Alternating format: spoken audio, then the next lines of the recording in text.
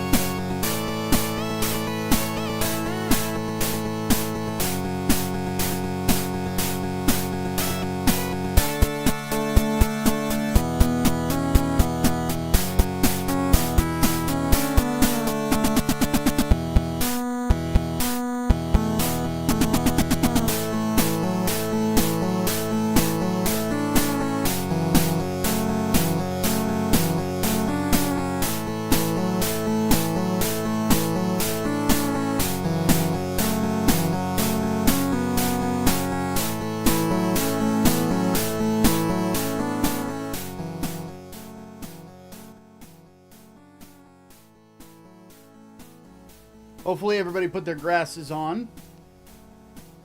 I know I did. Yeah. Trying to talk already and ain't wanting to work.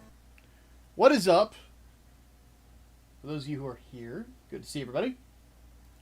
We're working on a new mobile suit. Last time out, we finished the gun tank. And before anybody asks, yes, I did fix the tread. It is now sitting on my shelf to, you know. Oh, hold on one second.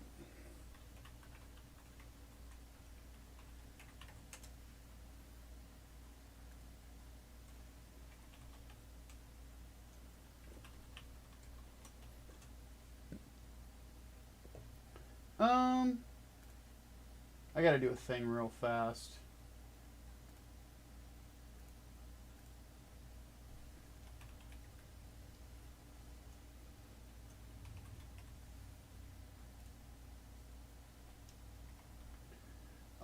But anyway.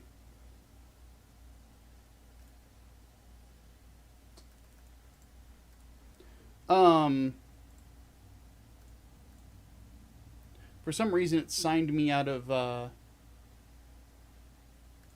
my chat. So that in OBS I wouldn't be able to actually like put things in the chat. I would have to go over to YouTube. So I am fixing that real quick, which takes a minute because I have two-step verification on my account to keep it from getting hacked, which is something that I very much recommend to anybody who wants to be a content creator, because anytime you actually make money on YouTube, there will be people that try to get into your account. Okay, there we go. So, who all do we have in chat so far? I see Ronald's ranking Rim Chops. That's a good one. Rocker Rocket's here. Gregory Urban. Rational and Ginger's here. Tally Matt as well. Hopefully more people will come as we go along. You have the mechanical clear version on your background. I want to see this build. Well, funnily enough, as you can see behind me over my left shoulder here, past that bottle of bug spray, which I'll move down here for a minute, is actually a Sinanju. So I've built a Sinanju before. That's the Sinanju Stein, my custom one. And it's the original Sinanju Stein Ver Ka on top of that. So it's not the one that, you know, the other Ghost of Shar's Butthurt pilots in narrative. This is actually the original one, the original Sinanju, one of the two, that Full Frontal stole and turned into the one we're building today. So it's very, very, it's going to be a very familiar build to me. Do you have a rod for the waist joint? That's the real grade you're thinking of. The master grade does not have that problem. Like I said, I've already built one. And this Sinanju right here, the Stein, has the same skeletal structure as the one we're building today. Like, the inner frame is identical. It's the outer elements that are different. In fact, whenever you get the Sinanju Stein Ver Ka back there, it actually has a bunch of spare parts for the Sinanju that I'm actually holding in reserve. So, do you guys want a closer look at it? Just so I can show you? Here, hold on a second. The rifle in its hand is stupid fucking heavy, so I don't mess with this guy very much. This is my boy. This is my personal mobile suit. This is the one that if I were a pilot, I would be piloting. So let me bring him in front of the camera, over on my hobby desk, and we'll get a good look at him.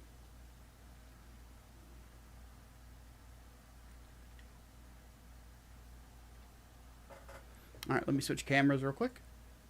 So here is my Sinanju Stein Ver Ka. My custom unit in my colors. Which are royal blue, gold, in this case a very muted gold, and white. I did all of this with metallic paints, with a little bit of gray to break up the whites. And yeah, they're almost identical suits. The difference is that the Sinanju, the Stein doesn't have a lot of the element, like the gaudy shit, right?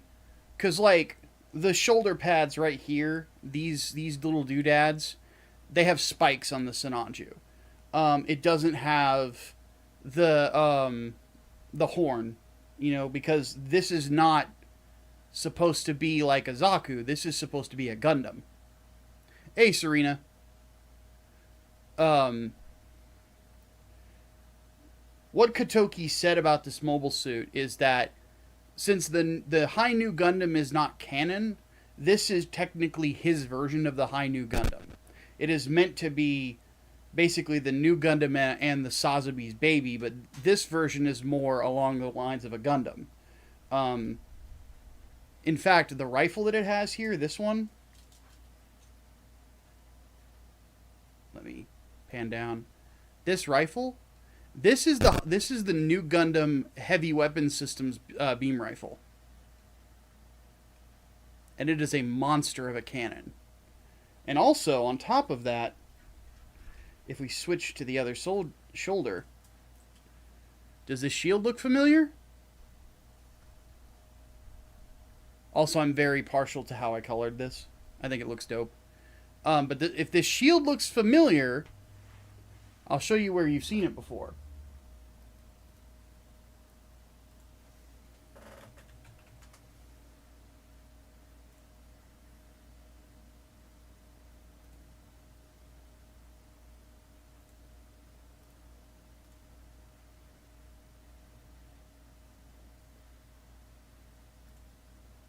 You've seen it right here.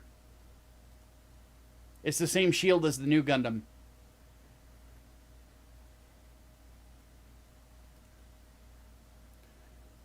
To the point where, well, it's not completely the same. It's very similar. The difference is the ventilation is a bit more pronounced on this. And the reason this has ventilation is because the underside of the shield... I don't want this to fall off. But if you look closely, the underside of the shield... There we go. Thank you for that. Let me use my ring light here.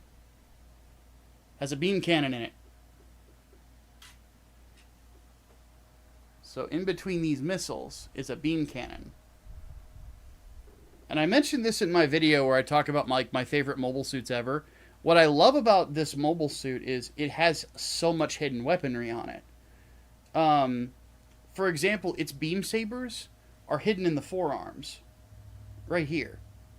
They're called beam tonfas. And they can use them split out from the front, kind of like Wolverine's claws. Or it could pop the beam saber out and use it traditionally. Of course, it has Vulcans right here. And it actually has the same thruster system as the Sinanju does. So you've got your thrusters here. See, something just fell down. You got thrusters here, here, and in the center. So 6 verniers in the back plus 2 fuel tanks, just like the normal Sinanju does. Same thing with the leg verniers as well. Same spot. It's just this looks more Gundam-fied. In my opinion, this mobile suit, kind of like the new Gundam, takes a lot of cues from the Gundam Alex, which would make sense because the Gundam Alex and the new Gundam are designed by the same guy. So, alright, let's put this part back on before we get to work, because I gotta be very careful with this. Because this mobile suit is my baby. I'm quite partial to it. And the hand fell off. Great. You know what? I'm going to fix it later. Because I'm going to have to pull some things apart to properly fix that. But yeah, I've built a Sinanju before. So this does not have the same problem that the real grade does. It is a much, much better constructed suit.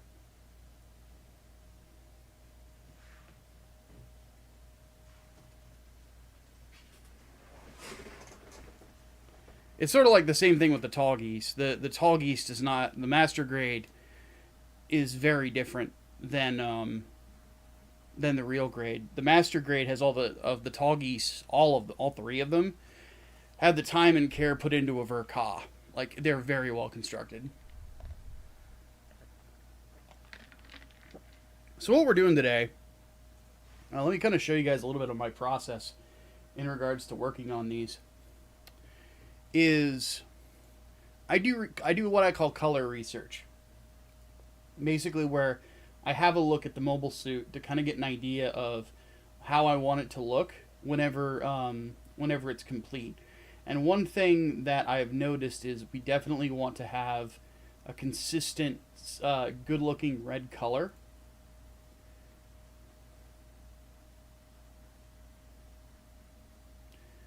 So it's got to look very vibrant. And then the yellows here, I actually watched a bit of the anime to kind of get an idea of what I needed this to look like. It is kind of like a rougher gold, more so than a yellow. So, so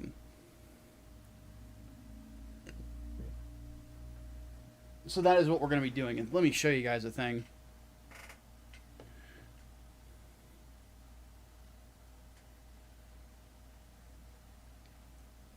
You have to wonder how many times the Federation report with ends with, and some darn teenager got into our best suit and turned the tide. I know, right? It is a very familiar formula. That is for sure. So let me show you guys something. So I actually did a couple of things. I'm going to maneuver my microphone and my camera back over here. I actually did a couple of things. I'm also going to shut my door because my living room's a mess. I'm planning on... My back is actually starting to heal again. And I'm planning on trying to clean up my living room over the weekend. I just got a new vacuum cleaner. I want to put it to the test because my old one kind of shit the bed on me recently. But anyway, one thing I talked about last time, like the big thing with this particular kit and any sleeves kit, is you have the option of either using decals on the mobile suit or doing what's called a reverse wash technique. So I've been testing the reverse wash, and this is what I've got so far.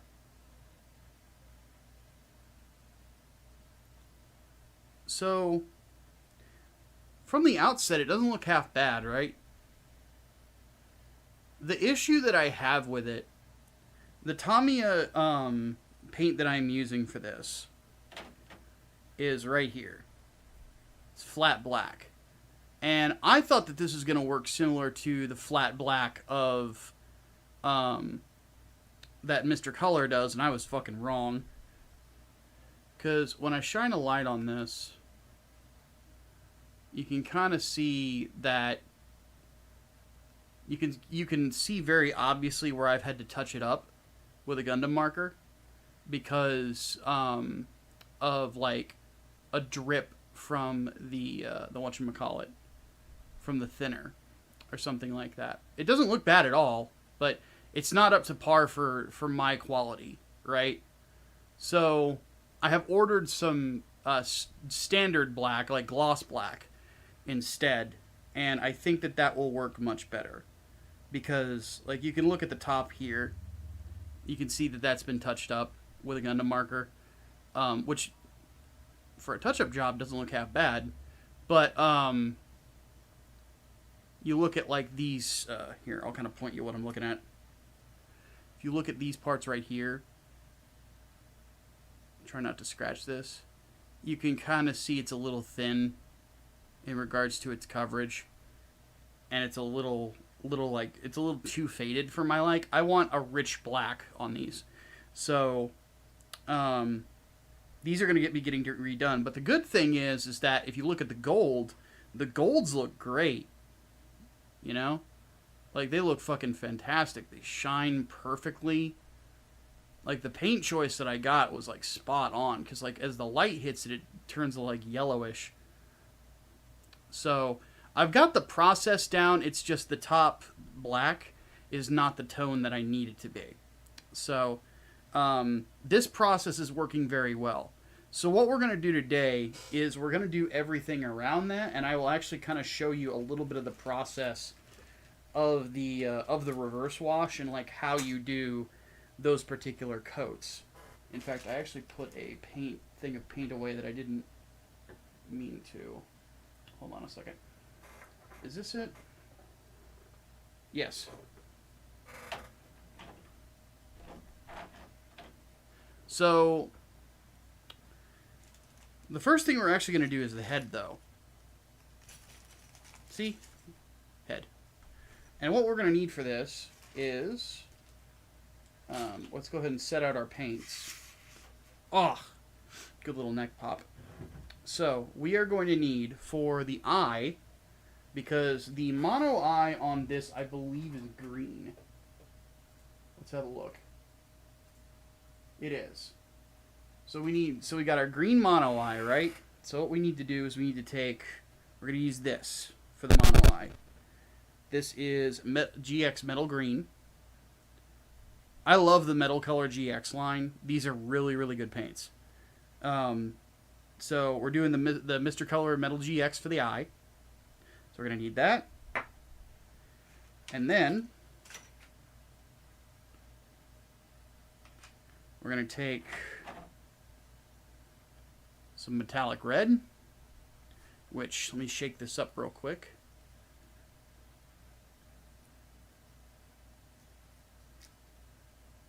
Better than Seed's timeline, and then our mobile suits got stolen. We got to battle them now.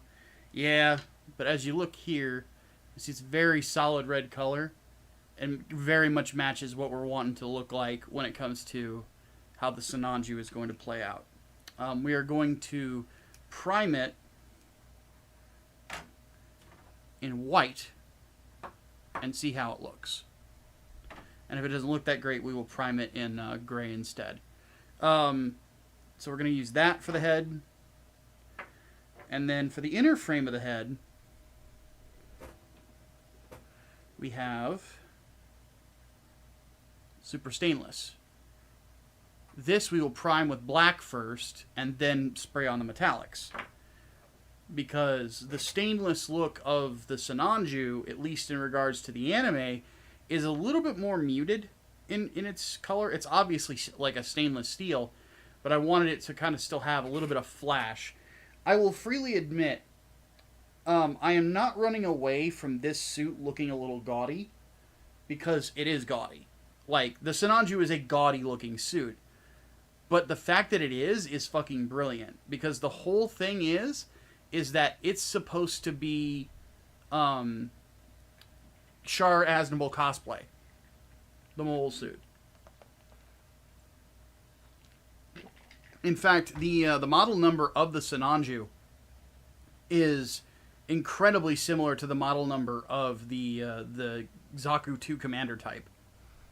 The Zaku 2's commander type is MS-06F, and the Sinanju's is MSF-06F, I think. Or MSF. No, it's MSX, not MSF. I think. The model number's right here. I should look it up. What do I think about the whole Mr. B situation? I did a whole podcast about it. It's MSN-06S. So it's very similar. But, the one thing that I know, like, more recent about the Mr. Beast situation is just that, there's been a concerted effort to try and get, the Discord logs that expose what Chris Tyson was doing off of the internet, which is, kind of horrifying, to say the least.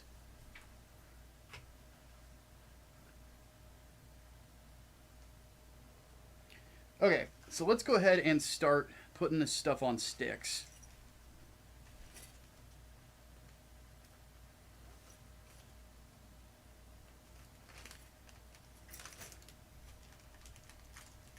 So let's get the inner frame out of here first. So we've got, this is the head unit. You can see the Vulcans there.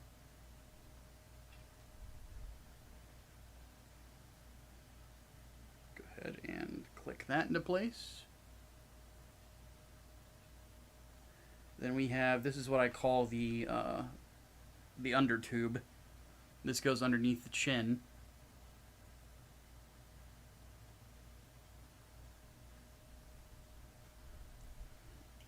Clip that there. Ah! There we go.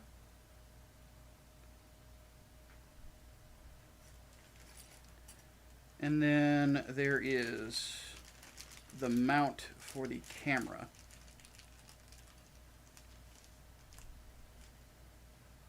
Which is right here.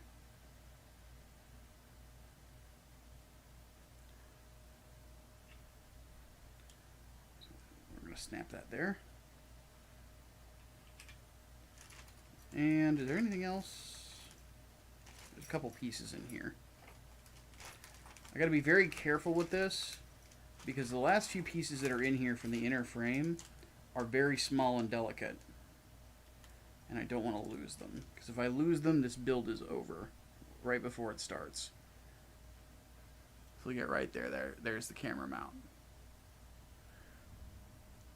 Now, one thing I'm going to do real quick to check is I'm going to look and see how this thing is mounted. So if I can mount it to another piece and spray paint it on, it actually makes the build a lot less risky.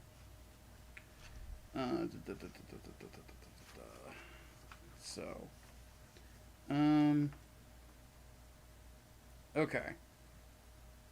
I see it now. So let's actually do that. Give me 1 second. So what we're going to do is we're going to take this part right here. It says to turn it upside down like this.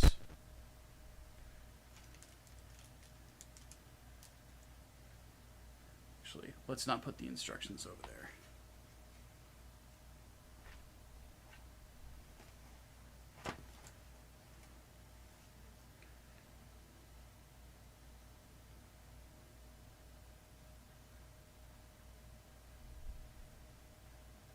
I don't think that's the piece I actually need. Hold on a sec.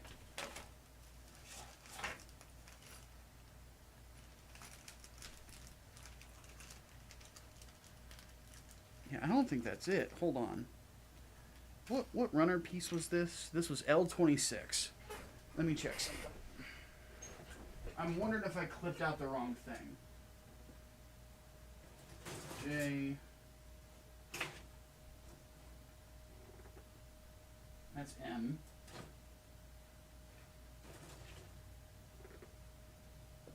That's L. Nope, that's it. Huh.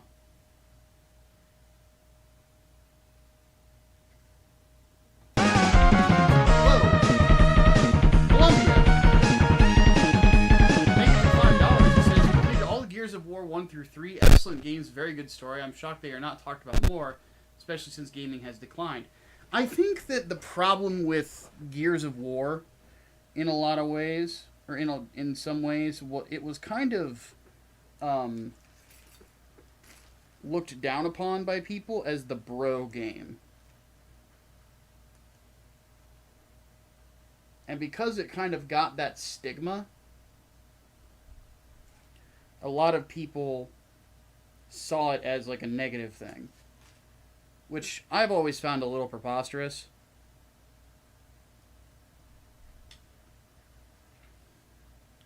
Because it's a very well put together series.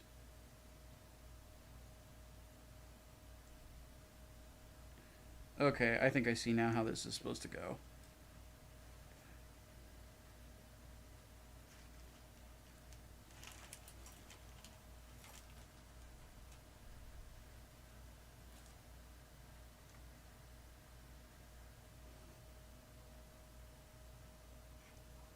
Think.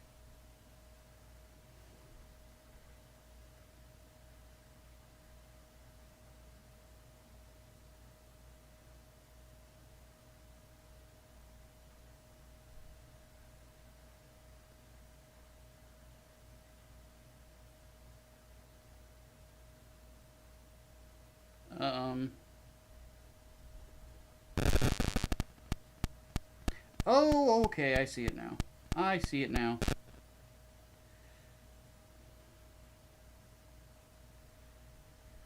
This is the one thing about Gunpla, is you get to a point where you're like, I don't see how this connects. And then you rotate the piece and like, I now see how this connects. It's a bit of a eureka moment, I guess.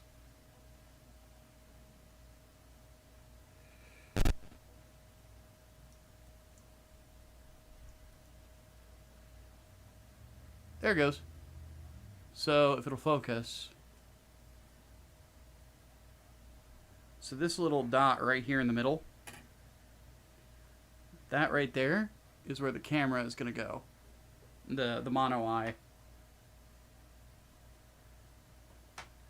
Which, this is the unfortunate thing about this kit. The mono eye is incredibly small.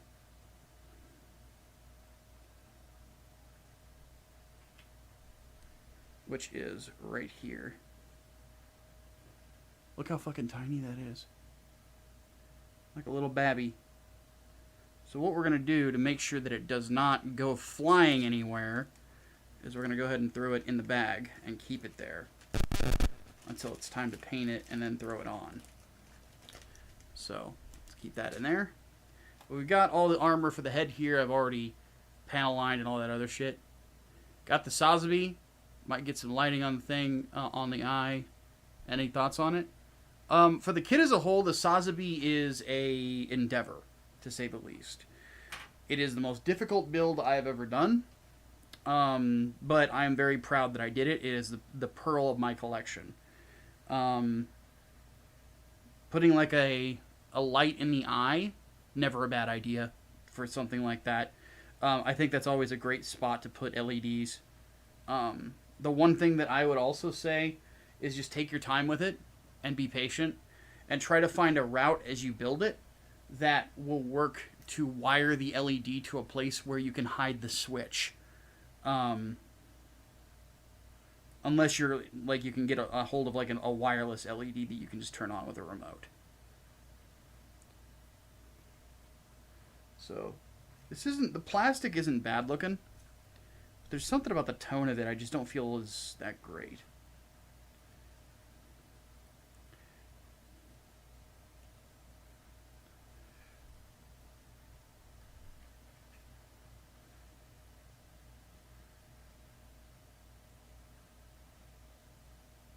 There's the faceplate.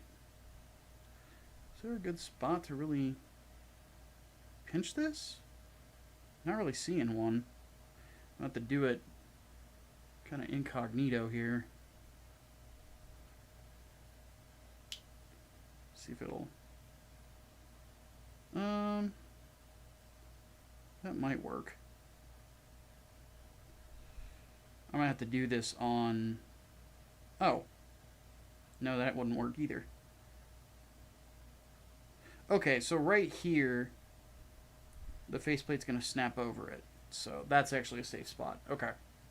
That's the one thing that I always do whenever I am putting together my kits, is I'm always cautious of where this snaps into the mold, so that's where I know where to mount the stick at.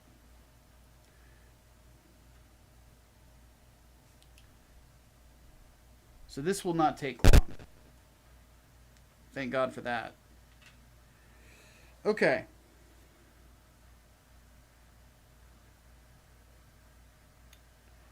So we got everything that we need there. So let's go ahead and put the manual to the side for a moment. High grade was a sticker. Thank God it wasn't a separate piece. Well, that's the thing about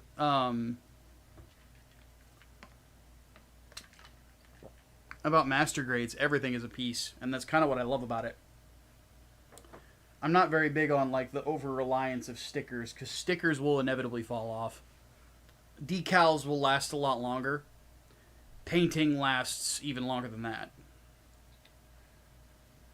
So, alright, let's go ahead and do a bit of work on this.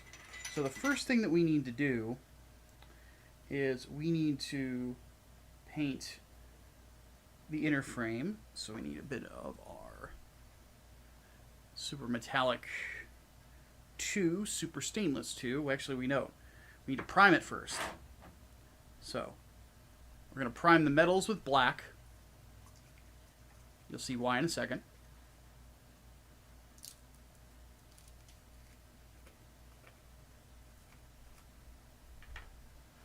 And this primer is very thin. So, don't need that much. Because we're not using a bunch, we're not trying to change the color of the piece necessarily. We're just trying to get enough to change the tone slightly and to make the paint stick to the part a lot better. I'm bumping shit. I'm bumping shit left and right, man. So let's go ahead and thin that out. The one thing that I've recognized with Mr. Hobby stuff is they require a lot more thinner than Tamiya's do. Tamiya is already stupid thin when you get them, which is why, like, I think they sell these in such small bottles compared to the big-ass bottles of Mr. Color Thinner. Let's mix this up.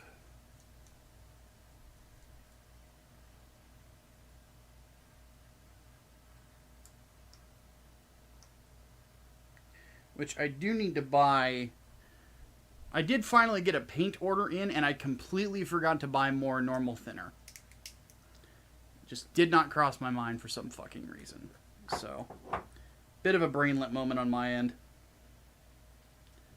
But it happens. I do that from time to time. I'll have to go online and see if I can find a place that's selling it that has cheaper shipping. Because new type, they tend to ship pretty cheap if it's just paints. Like, your shipping is only going to be like $5 unless you order like $70 worth of paint or some shit, right? But anything bigger than that is $10 shipping. Whereas I know some websites will ship everything for $4 or $5. Like Big Bad Toy Store ships everything for $4. Lunar Toy Store ships everything for $5. Even big kits. So, all right, let's get to the painting. Ah, there goes that fan. Okay.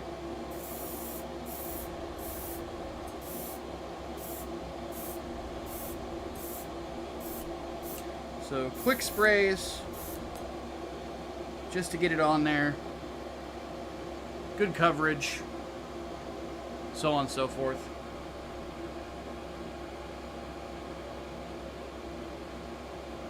Xmas present along for yourself alongside a mess of other kits. Yeah, I know how that is. I usually buy a kit for my birthday. My Sinanju was a birthday gift for myself last year. And this year, I think that the big one I'm going to get for myself is going to probably be the Virtue.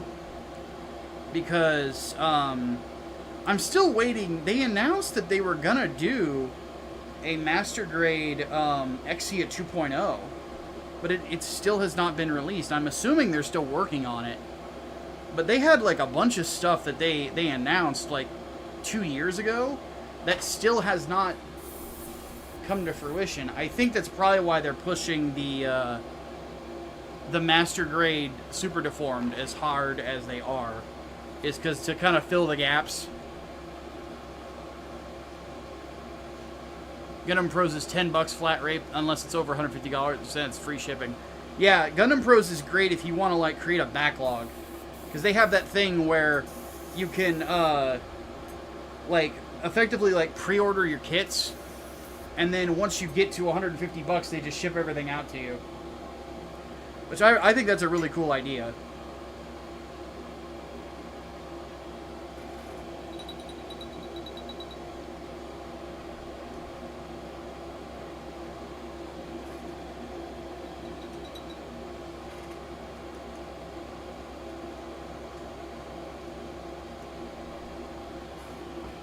I do like Gundam Pros quite a bit. Plus, they send you jelly beans. I mean, what's not to love? That is one thing, though, that I really like about a lot of these stores, is like they all have different gimmicks. Like, USA Gundam Store and the Gundam Place, they have, like, mobile suit stickers that they'll send you. Because, like, I have a huge one of the Gundam Dynamis on my fan down here, alongside an Exia one that I got from Gundam Place. And then USA Gundam Store, the last one I got from them was this.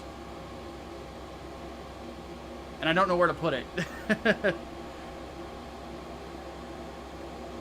So, but the art is always great. Hey Shuriken, what's up? Okay, so we got that primed. Now we need to prime the actual armor.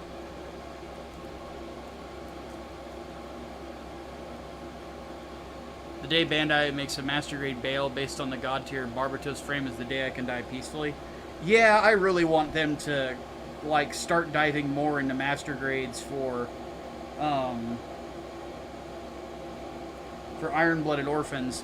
The unfortunate thing about it is I think we all know that with Seed Freedom coming out, more than likely over the next few years, the Master Grades they're going to start pumping out are going to be from that movie. Which fucking sucks, because Seed Freedom was terrible, but from a fiscal standpoint, Bandai's happy with it, because it's the highest grossing Gundam film ever. Which is fucking wild to me, but then again, this is the thing that I've explained to some people whenever it comes to Gundam Seed. Gundam Seed is trash. It's bad.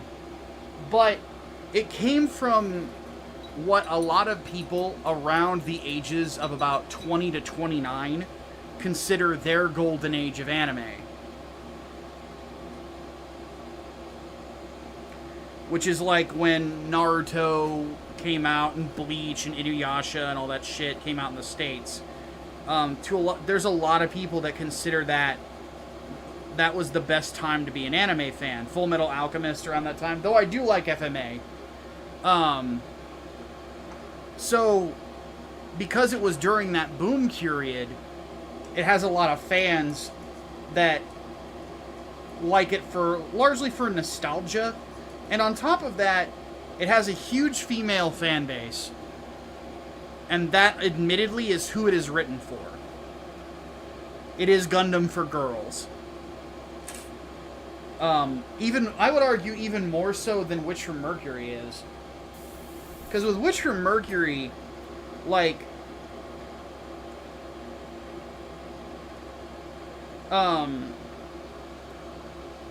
Yuri, I think the popularity of Yuri in Japan is very overstated. Largely because it's a meme.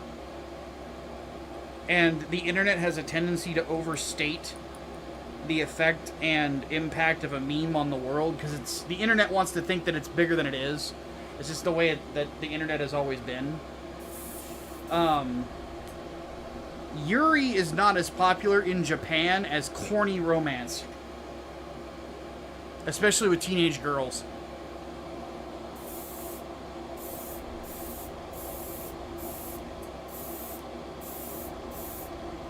Really bad romance stories are big in Japan, just like they are in the States.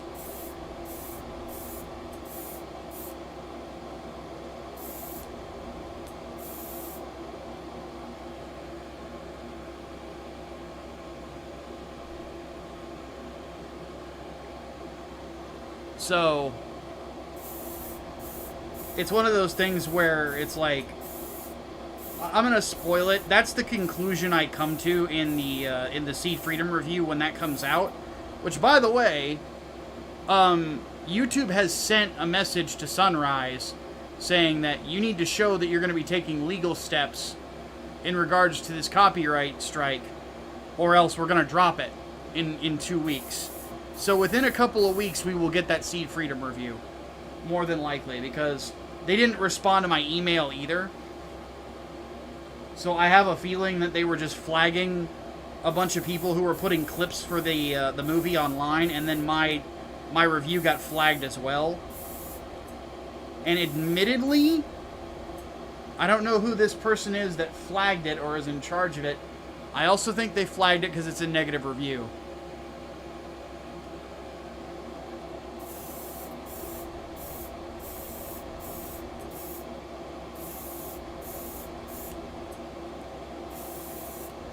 I think somebody got a little overzealous at the Sunrise offices. And it's like, we gotta shut this guy up. But the problem is that I will freely admit, every time there is a copyright claim that I think is bullshit on my channel, I fucking fight it. Every single time. And Hatman and I have both flat out said that if this continues to happen in the future, we're willing to go to court for it. I'm absolutely willing to.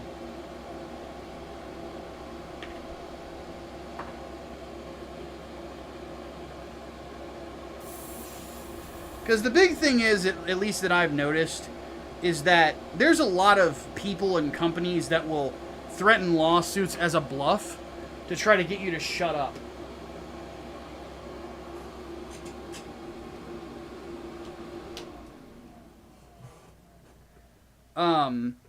Well, some of you are familiar with a meme called "Do It, Gaff It."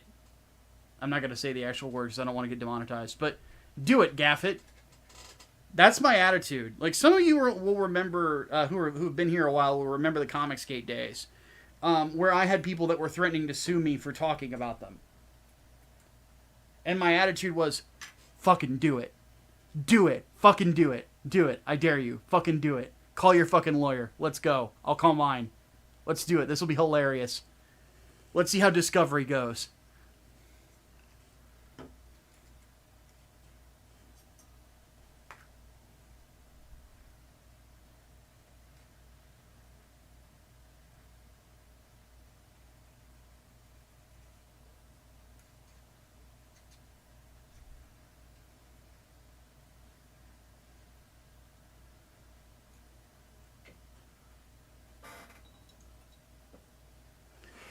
Because, and this is my thing. I am not that much of a rule breaker, in my opinion. In fact, I think I go out of my way to follow the rules a lot more than other content creators might. So when people fucking get pissy with me and act like I broke a law or something, or they're going to try to sue me, it's like, motherfucker, let's go. Let's go. Let's fucking go. Let's do it. Are you gonna actually do it? Are you gonna do it? Are you gonna put up or are you gonna shut up? You know? That's my attitude. Because ultimately, I think that there's a lot of people out there that don't really realize that lawsuits are expensive, first and foremost. And second, people don't want to go through a court case. Because it takes forever. My thing is that, look, you're telling me this is going to take 2 years? If I'm in the right, I don't care. I'll just chill out and do other stuff until it's time to go to court. Then we'll go to court, we'll kick your ass, and then we'll go home. And then eat cake.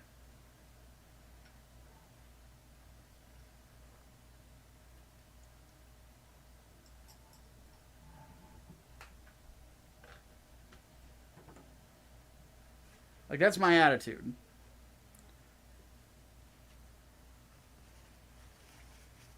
Conversations with lawyers aren't that special. They're not that stressful. You go in, you get your business done, you leave.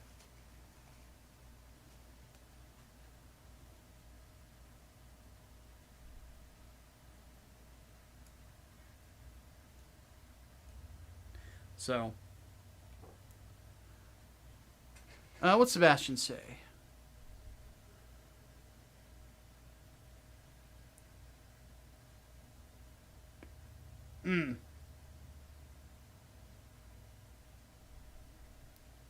I'm not sure what Sebastian, what romance... I must have missed something. What romance specifically are you talking about?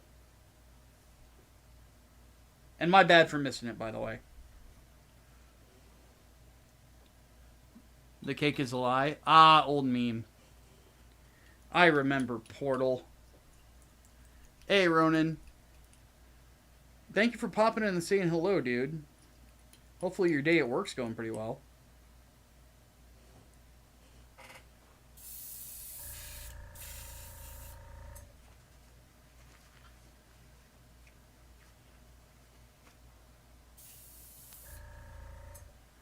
You know, I think the most shocking thing to me when it comes to Portal was that there was a reference to it in fucking Cyberpunk 2077. Oh, the main dynamic in Witcher Mercury? Yeah, I think calling that a romance is a little ridiculous. It's not very well written.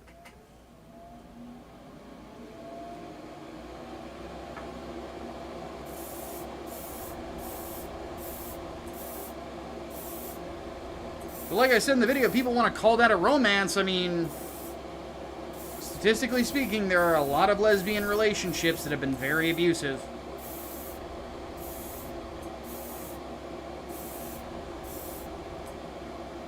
I've actually talked to gay people that have flat out said that it's a problem in the community that people don't want to talk about.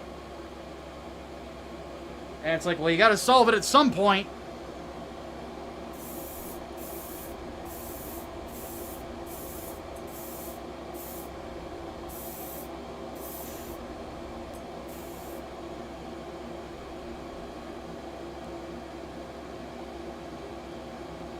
Sort of like the yearly conversation about whether or not you're going to have kink at Pride. I think the answer should be obvious.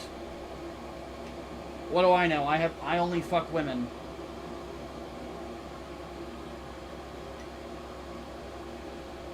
I exclusively fuck mothers. I am a motherfucker. I'm kidding, by the way.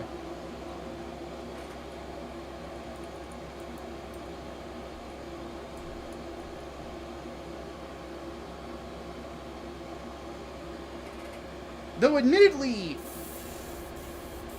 of my last girlfriends, let me think here. 2 of the last 5 were mothers. So,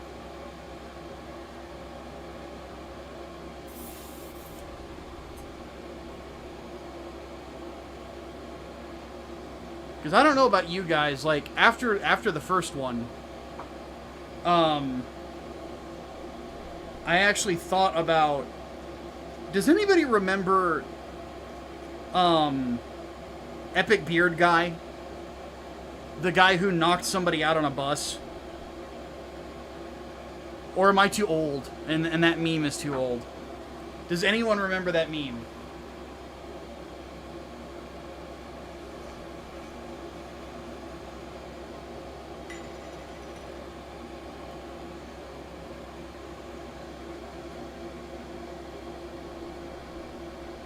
I'm so over everyone needing to be acknowledged. You do you and I do me, for real. Yeah, I'm with you. The only one I acknowledge is our tribal chief. Alright? Not that pretender Solo Sokoa.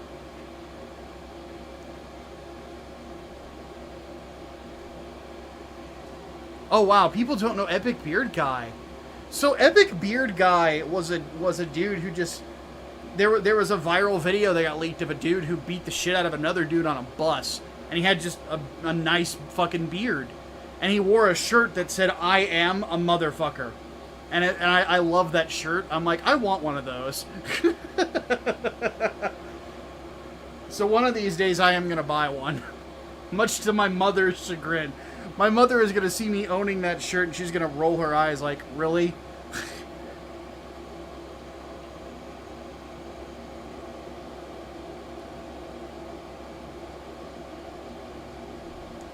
I feel like that's the best description of my relationship with my mother at the age of 38. My mother is just rolling her eyes at how goofy I am.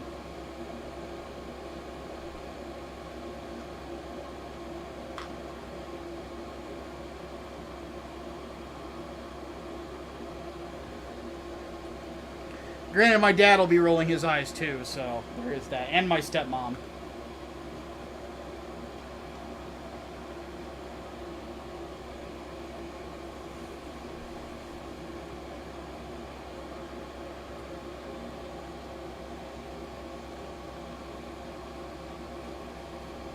You just found the video? Oh yeah, I was going to say, that's an old one, man. That is an old one. I think the other interesting thing that's going to be next time I see my mom... When I last saw my mom, I had hair. But I'm getting to the point where I'm embracing the bald. So...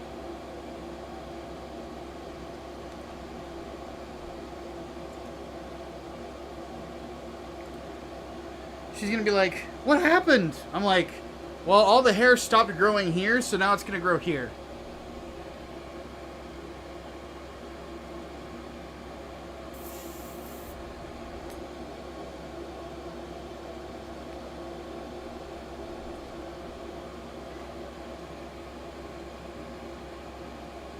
Okay. Let's nail this out.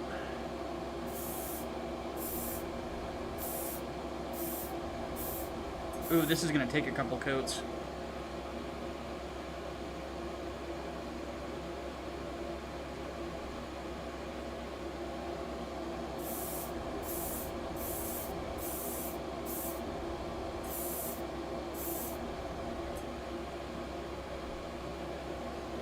Make sure we're getting the underside. There's no blank spots.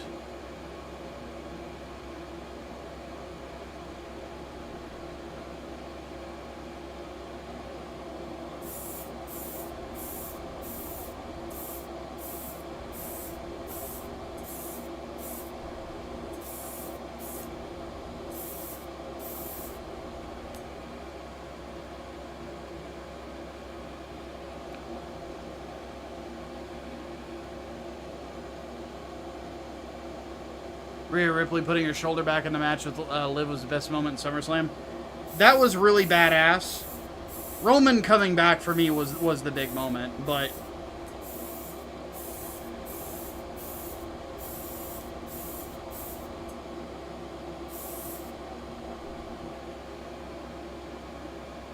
But yeah, that was really cool. I did like the CM Punk Drew McIntyre match. It was very heavy on psychology. Which I think that there's a lot of people that don't seem to understand that, like, that's a CM Punk match. A CM Punk match is heavy on ring psychology, always. He is not the kind of guy that does a bunch of, like, goofy flippy doos and blah-de-blah-de-blah. Like, he likes ring psych.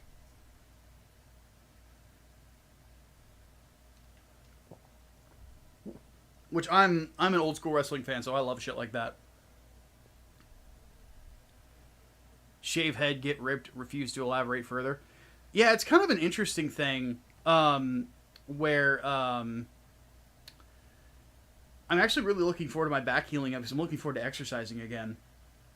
Because I feel like I know what I need to do with my diet and what I think is going to be like a really comfortable sort of a fit for me in regards to how I'm going to do it. The plan is to get to a point where I am exercising 5 days a week, so Monday through Friday, and then after that, you know, and the big thing is that during the days that I'm exercising, I'm eating 5 small meals a day as opposed to 3 large ones.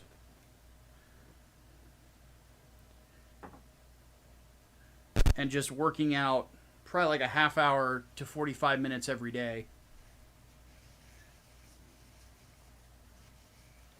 And I'm going to mix in some things to kind of make sure that I'm not fucking up my joints. One of those things is doing yoga, which I actually used to do, and I need to get back to doing to kind of regain some of my flexibility.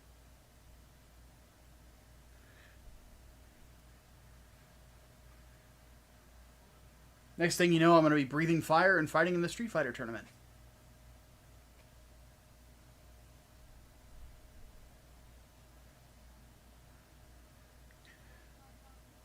Alright, while we wait for that red to dry, we're going to do a thing.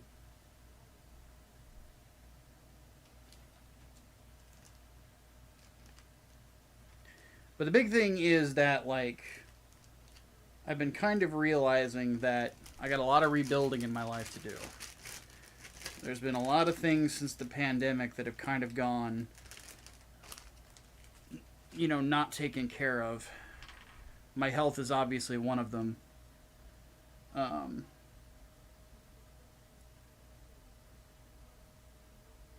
big thing that I want to do is make sure that I am working at what's called a slight caloric deficit. Basically, the idea is for at least a couple of months, I want to make sure that I am burning more calories than I'm taking in. Not huge, but just enough to slim down a bit. I actually did that at the beginning of the pandemic, and it worked really well. And then I got lazy because everybody else during the pandemic, I got lazy.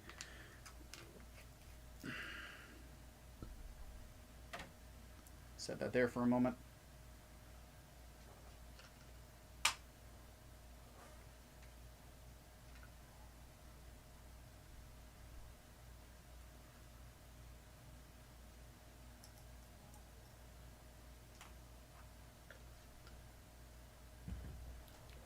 But I'm also trying to find a job at a place that's not too far from where I live, so I can walk to work every day.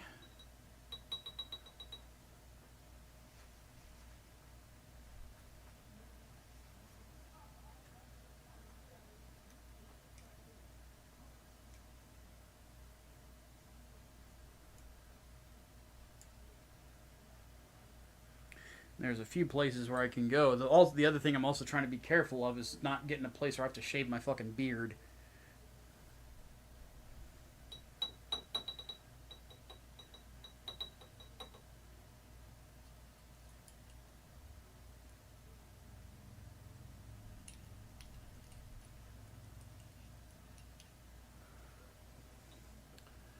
Struggling with exercise consistently, still working. Can max press 180 for the first time in my life. Very nice. It's a good thing to work on, especially if you're going to be a police officer, dude. Because if you have to bring a suspect down, having that physicality will be a difference maker. Another thing that I would recommend is also learning a grappling art. They're going to teach you some stuff as a police officer, but I would pick up something like jiu-jitsu or judo to kind of help with that.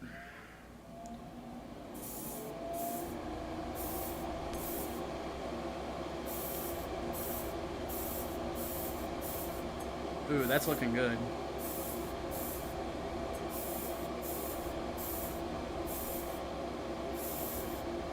Yeah.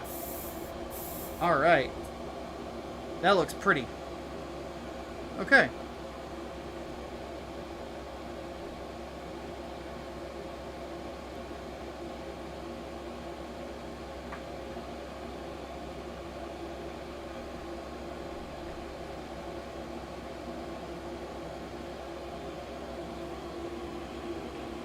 Work out 3 times a week for 1 to 2 hours. If I ate better, I'd be jacked.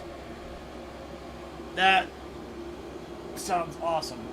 God, I used to be able to work out that long. I used to not have to work out every fucking day, like when I was younger.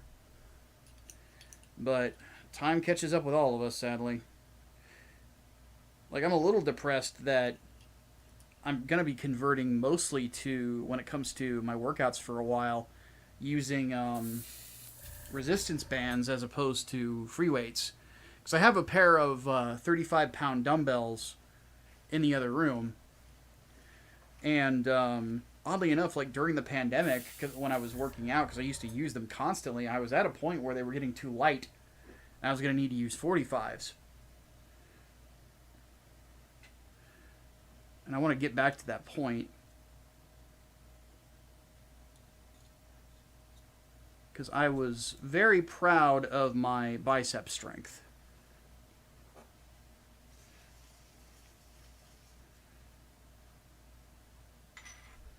Got to get in those curls for the girls, right? Screwed over by the PD as first the long end. Meant they couldn't get all the paperwork and background done. Gave up the academy seat. Now it's up in the air. Fuck, dude, that sucks, man. Well, keep at it if that's what you want to do, man. The world needs more good cops. Especially here in Illinois, man. I mean, granted, there's a good chunk of good cops in Illinois, like south of Chicago. But the whole state does need more good ones, you know? In general, all over the country, we need good cops very badly. You know? Because a bad cop can fuck up the reputation of police officers everywhere. A good cop can change lives in a positive way for an entire community. You know? Yo, Panzernaut, what is up, dude?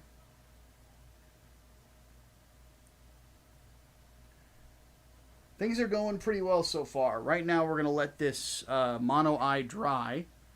Let me put it in front of the camera so you guys can see how nice this turned out.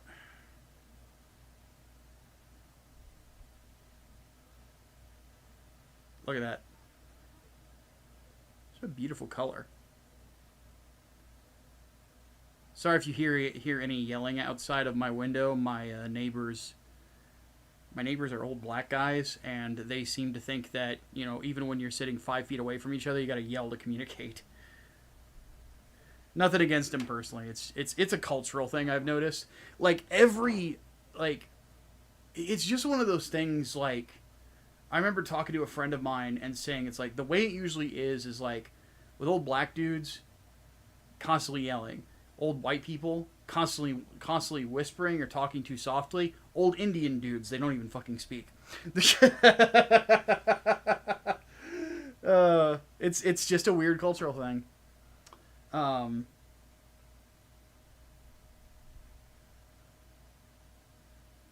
Cultural differences are fun. They're always interesting to me. I've been around so many. And there's so many more I would still like to experience. Japan is going to be a fucking trip whenever I get to make it out there.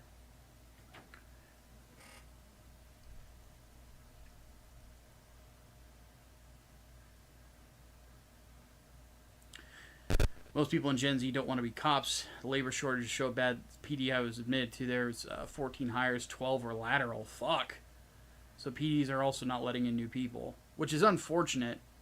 I really wish they would.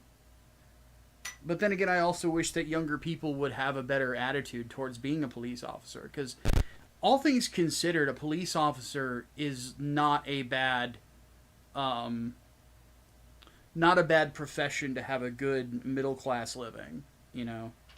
And if you're good at your job, a lot of people respect you. Because like my best friends in Chicago, Jason and Justin, their dad was a cop, and a very good cop, and one of my dad's closest friends. Just want to stop by and say Gundam oof.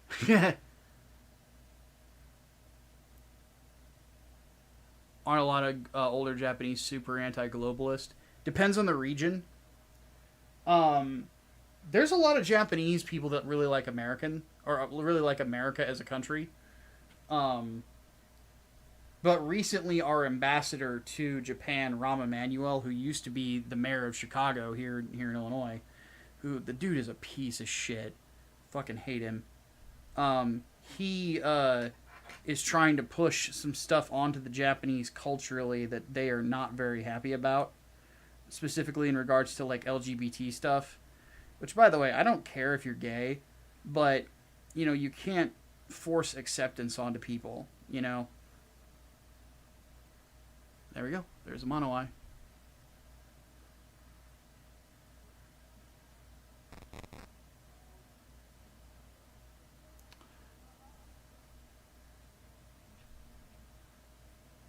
You know, acceptance is something that takes time. You know, and you're not going to get it by cramming things down people's throats. So the Japanese are not too happy with Biden for, you know, shoving Rahm Emanuel onto them. And I can understand why, because Rahm Emanuel fucking sucks. So yeah. But the Japanese, traditionally speaking, like since the Second World War, have liked us quite a bit, because we're the ones that kind of, you know, changed their society in a lot of ways that some of them see as positive. Yeah, I'm looking forward to going out there. I want to get nice and slim and good looking so I can hit on women and have a fun time.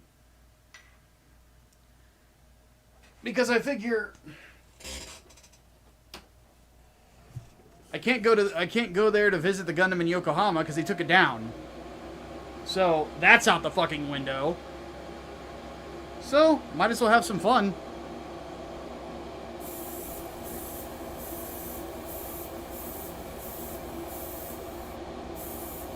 Oh yeah.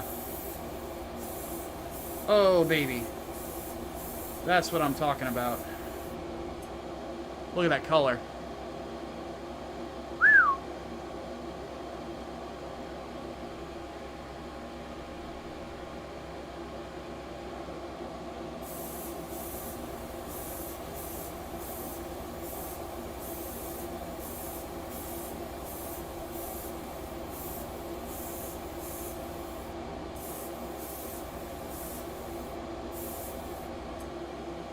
That is fucking gorgeous. Like candy apple red.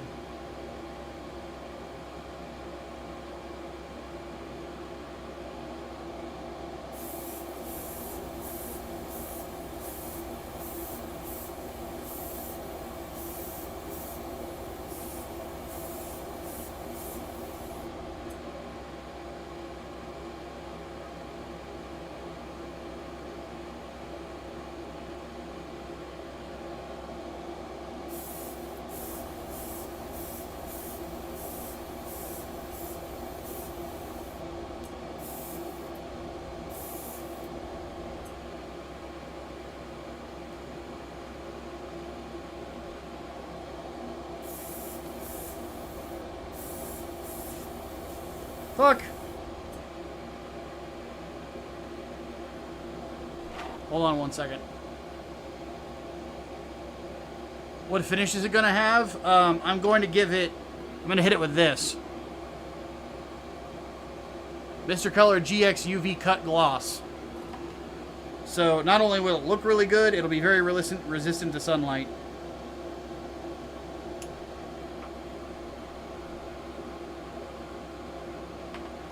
This thing is going to fucking shine, which is the goal. Because I've had to explain this to Xavier like multiple times because he doesn't listen. Is with my Gunpla, the idea is that you're looking at them in a hangar right off the assembly line. I want them to have that new car feeling. Weathering and stuff will come with dioramas.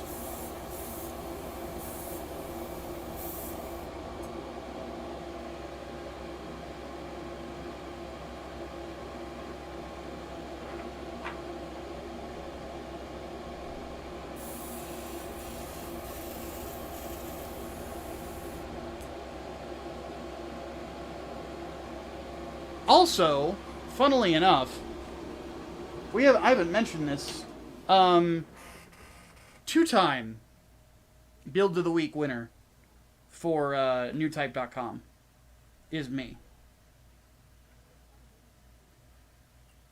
And oddly enough, both times I won it were with Titan's mobile suits. This time I got it for my Mark II.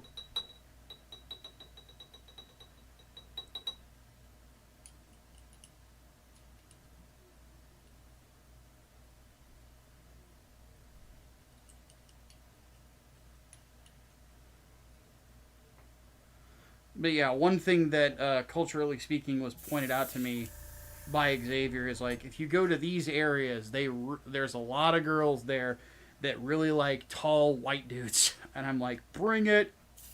Let's go. Which, I mean, would make sense. My last girlfriend was Asian, and she flat out said that a lot of Asian girls love tall white guys. So I'm like, fucking A.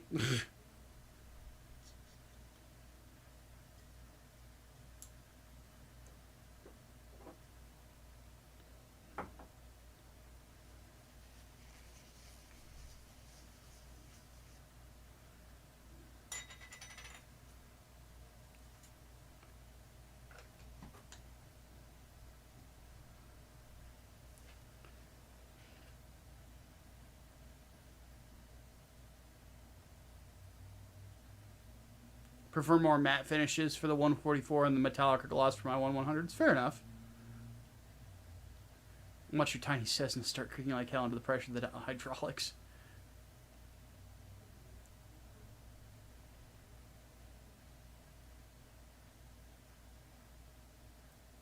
Did you know that Gaplint is classified as a mobile armor?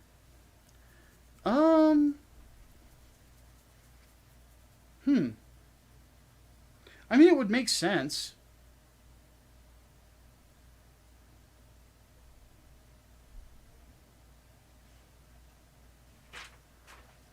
Because the Gaplint's pretty big, isn't it? Let me dig that up. Gaplant.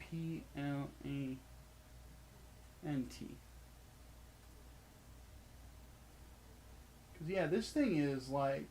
Yeah, it's 25 meters tall. It's as big as the Double Zeta. So it doesn't really surprise me. Like, that and the Masala are monstrous mobile suits.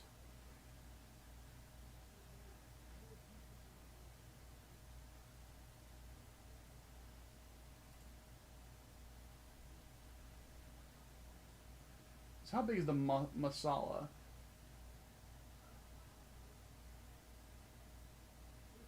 Granted, the Titans used a lot of really big mobile suits. Yeah, the Masala is also considered a mobile armor. The Ashimar is also considered a mobile armor. And so is the Boundock. That's what I was curious about, because the Boundock is massive, too. Yeah, the overall height of the Masala is 30 meters. Like, it's a giant mobile suit. Big old boy. So it doesn't really surprise me. Though, like, both of them, like, the funny thing about it is that, like, the Sinanju is almost that tall, you know? So, like, there's a lot of Gundams later on that get about that size. The new Gundam is huge as well. And then there's the Sea Gundam, which is, like, almost 100 feet tall.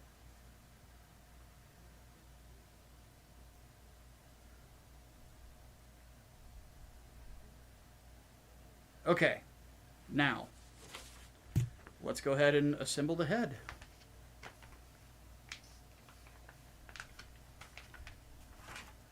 Okay, so we've already got this part right here.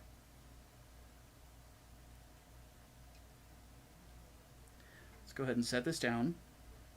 I really do like how that stainless looks on top of a black primer. It's like just muted enough to where I need it. So now we need the front faceplate. We'll snap that on first.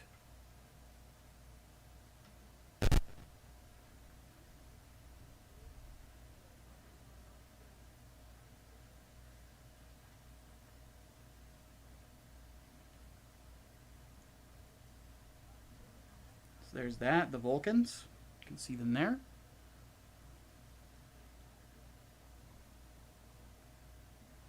Now we need the sides of the head.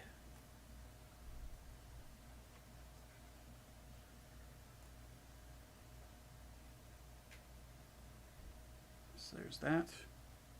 Make sure you guys can see it properly. So here is the right side. This is going to look slick.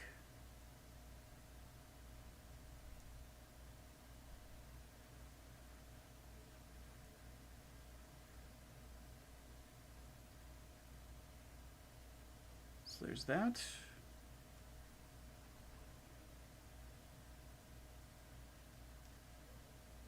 And that. Beautiful.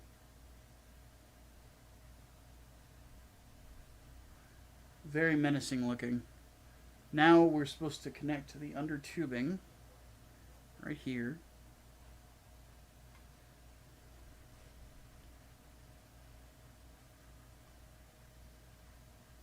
Which is effectively the chin of the mobile suit.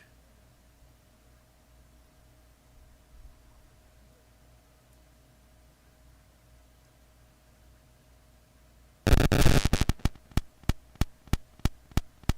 we go. See, look at that. That's looking really good. Like, I'm actually a little surprised as to how nice this looks. I don't know why, but I just have this... I tend to assume that things are going to go wrong.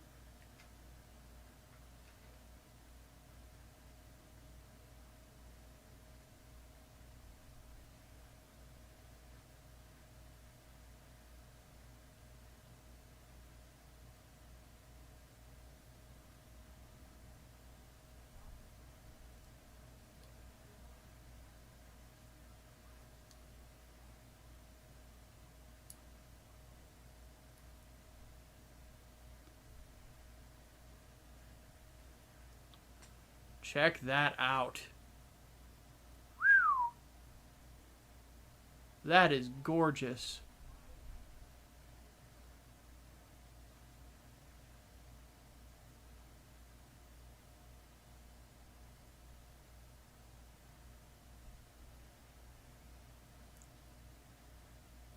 I feel like the camera is not really doing it justice.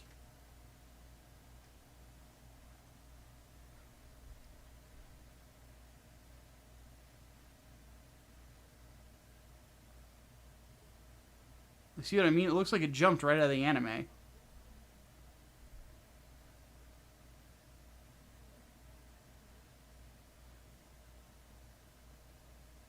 God damn. I love it. Alright. So we got our head. Not bad. Not bad at all.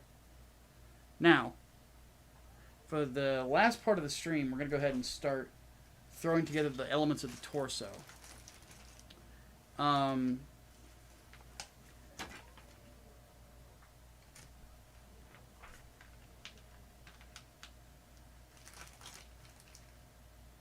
One thing I actually need to check real quick. So, I've already got certain parts of this already done. So, like, here's part of the inner frame. Here's part of the inner frame. You know what, let's just go ahead and... Actually, no, I don't want to dump that out. There's the armor. Armor. Armor. This is where it gets complicated.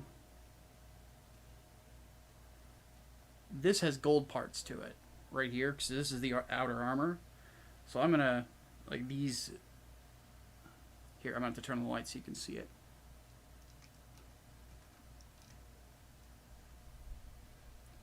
You see those indentations? $10, Columbia. Give me 1 second. You can see those indentations right there. Those are supposed to be gold. So, best friend is over. Bro is exhausted sleeping while I make dinner. 2 20-ounce ribeye. Ooh. Covered in gardenera oil, red peppers, spiced onion, garlic, salt, black pepper, and paprika with roasted potatoes. Dude, that's a damn good dinner. I actually had ribeye not too long ago, like a few days ago. I don't season my meats that with that sort of a stronger seasoning. I like a little bit more of like a mild seasoning. I just made, I dry brined it for like 6 hours in salt. Then just used pepper and garlic powder. But I seared it and butter basted it in a cast iron pan. So the crust was just unreal.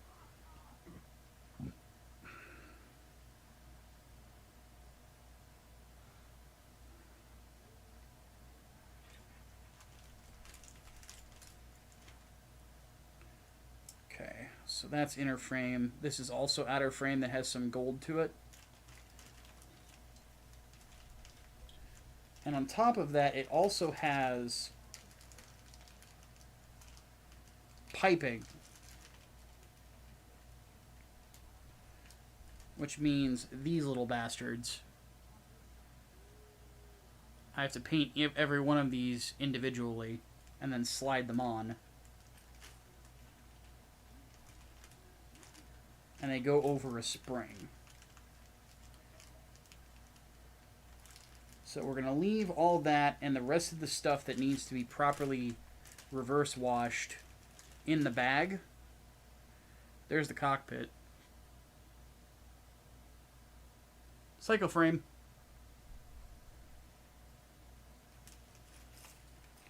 So we're going to spray down the rest of these. I might show you guys how I do the tubing today. It just depends. But I'm definitely going to show you how reverse wash is supposed to go. And then I will, whenever these paints come in, I will do the rest of the reverse wash then. Because the thing about reverse wash is, like, you have to strip off a layer and then let everything dry for like 6 hours and then do it again. It's a long process to get it to look good. So let me check my emails real quick.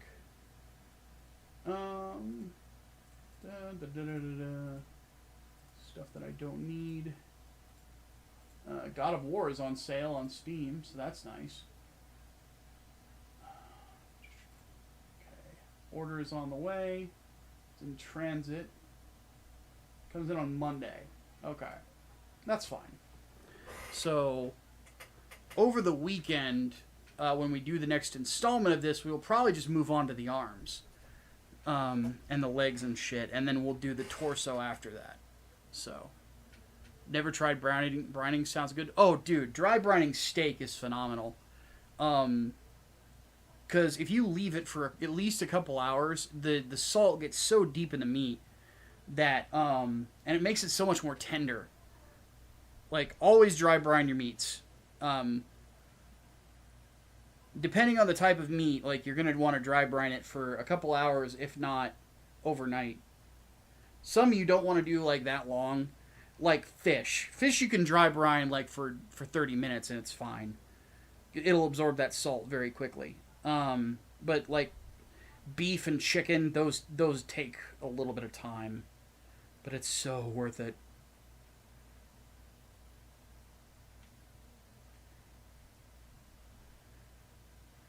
The one thing I would say never do is never wet brine beef. I've tried it. It just makes it soggy.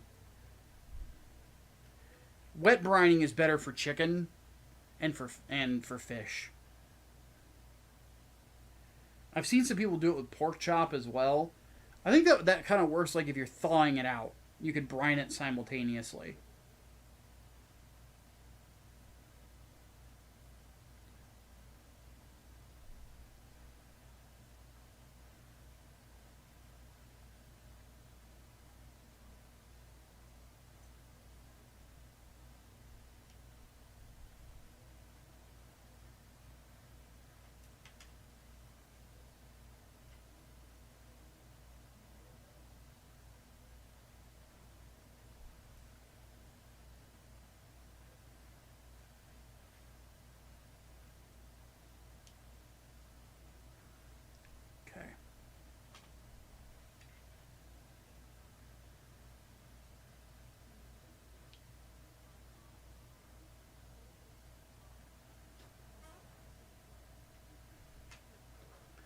So what we're going to need for these,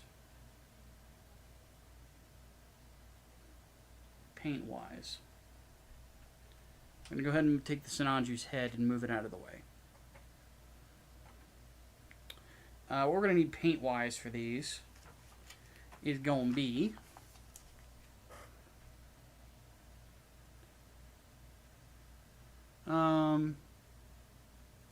for economic content and shorts, those painting sessions would be really great techniques for video.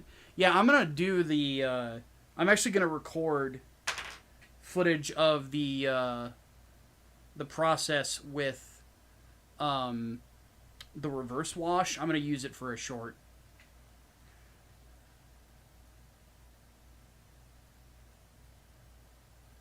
I also want to start doing the 1-minute Micah stuff again, too. I just have not found the energy to do it. Because this, recovering from this back injury has drained me very badly. Because tonight, I have to keep working on the next Gundam video. By the way, how many of you in here are fans of the Punisher?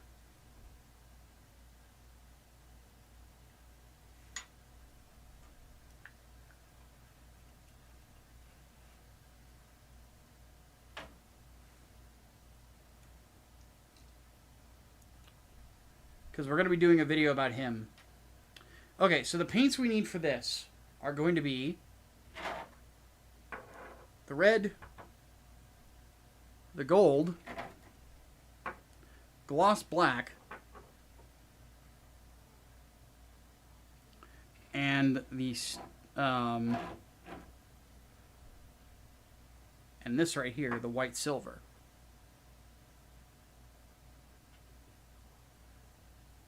Alongside the stainless steel.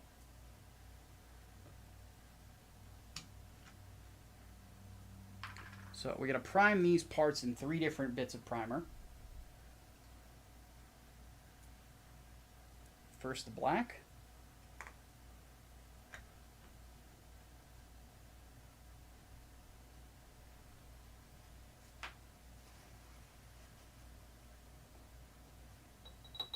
Ghost Rider, Iron Man kind of guy, but Punisher's a classic. I do like Ghost Rider too, but I'm doing a video because I've seen it's becoming a trend on YouTube and social media to call the Punisher a villain, and I am very against that philosophy.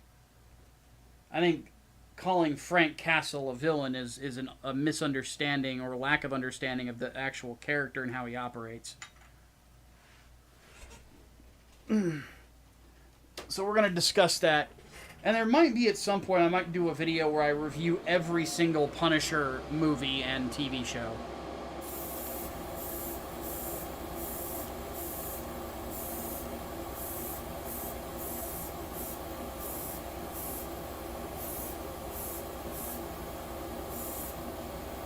So we're priming this in black.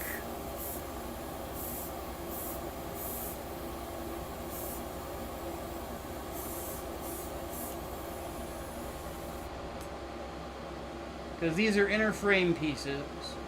Well, actually, wait, no, this one is not. This is top armor. So this is not going to get primed in black. This, however, will, right here. We want these black pieces primed in a darker color.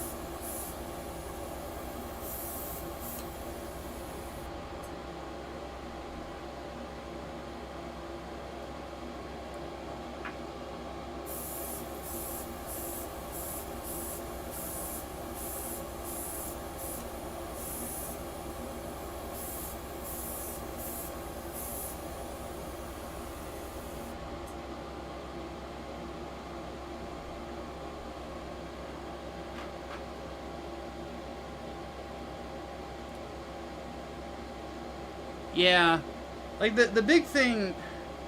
Here's the weird thing about it is the reason that they got rid of Frank Castle, I shit you not, was because they killed him off in the comics. They got rid of him because because cops and military men were using his logo, and because Twitter thinks that cops bad, military bad, therefore Punisher bad. So guilt by association. And I think that's fucking ridiculous. I actually say in the video, it's like, look, there's governmental figures that I don't like. You know, I'm not a fan of the IRS. I'm not a big fan of how the FBI is run these days. So on and so forth. Not getting super political, just kind of mentioning it, right? I have a feeling that there's people that are within those organizations that have enjoyed a Superman story and worn a Superman shirt, or Batman, or someone, you know, something like that. You know, in between sacrificing babies to Moloch. Yes, that's a joke. I'm like, I have a feeling that Peter Strzok, who some of you might remember him from the drama around Donald Trump's first term in office. Probably one of the most corrupt FBI agents of all time. He's probably enjoyed a Superman story or a Batman story or two. That does not stop my enjoyment of the character. I'm wearing a Megadeth shirt right now. Do you have any idea how many people that I have met in my lifetime that like Megadeth that are absolute fucking shitheads? Quite a few. Does that stop me from liking Megadeth? Fuck no. Because I'm not there for them, I'm there for Dave Mustaine being awesome.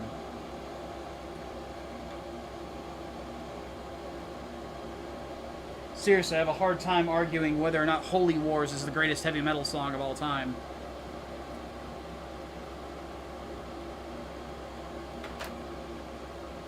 It definitely has the best drums. Like, goddamn.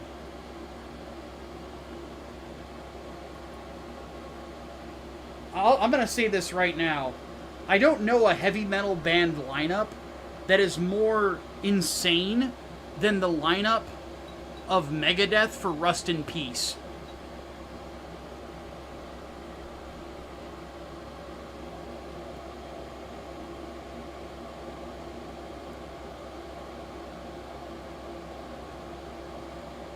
I mean, just the fact that they had Marty Friedman on guitar. Like, Marty Friedman's fucking nuts.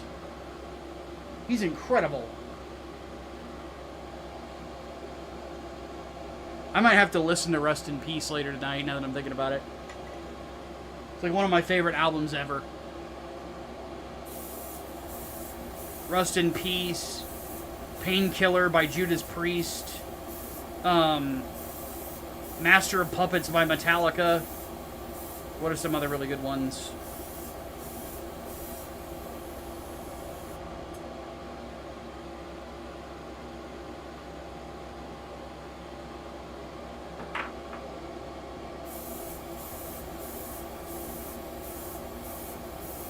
I'm trying to think of some really good, like, albums from that era.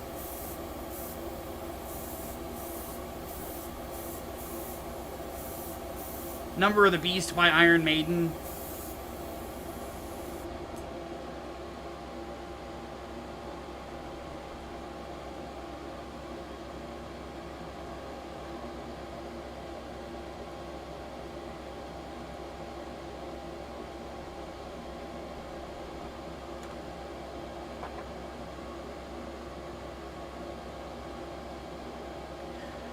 Funnily enough, Master of Puppets will never not make me think of pancakes.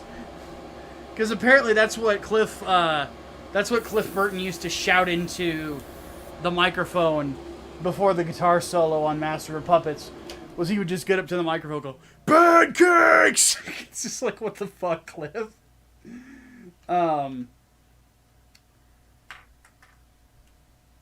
The funny thing is like, when I think of Slayer, like, obviously Rain and Blood is, like, their like, biggest album, right? I actually like South of Heaven more. Like, and that's something that has actually legitimately gotten me shit from other metalheads. It's like, dude, you like South of Heaven? What the fuck is wrong with you? I'm like, I do. It's a great album. It showed that Slayer had depth to them. It's more atmospheric. The song South of Heaven itself is my favorite Slayer song. And then after that, it's Angel of Death. Because Angel of Death is fun to play. It's,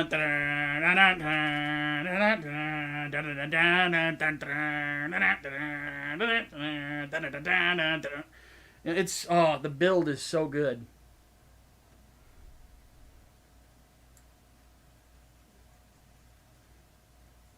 But yeah, fucking the song South of Heaven is fucking haunting.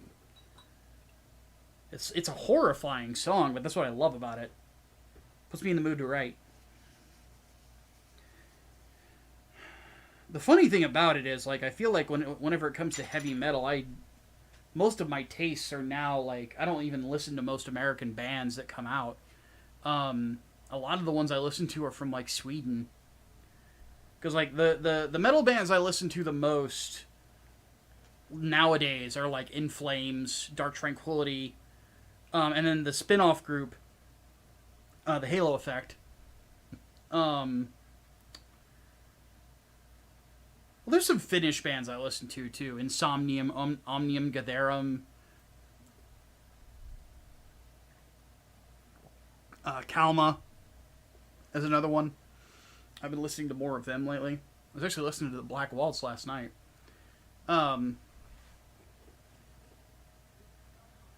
So yeah.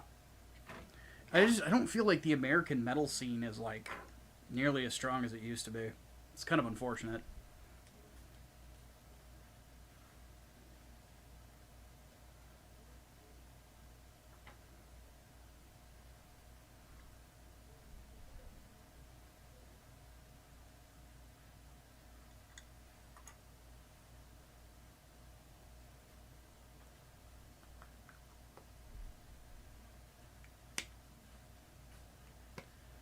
NWOTHM is a great metal channel to find new bands.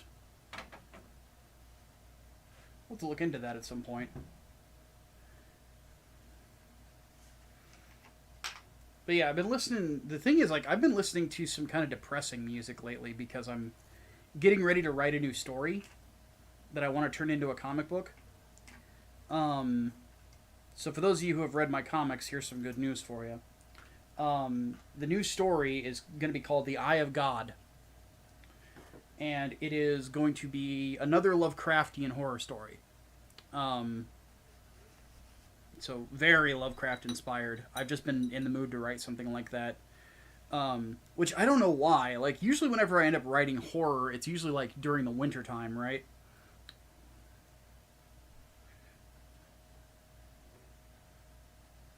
But no, not this time.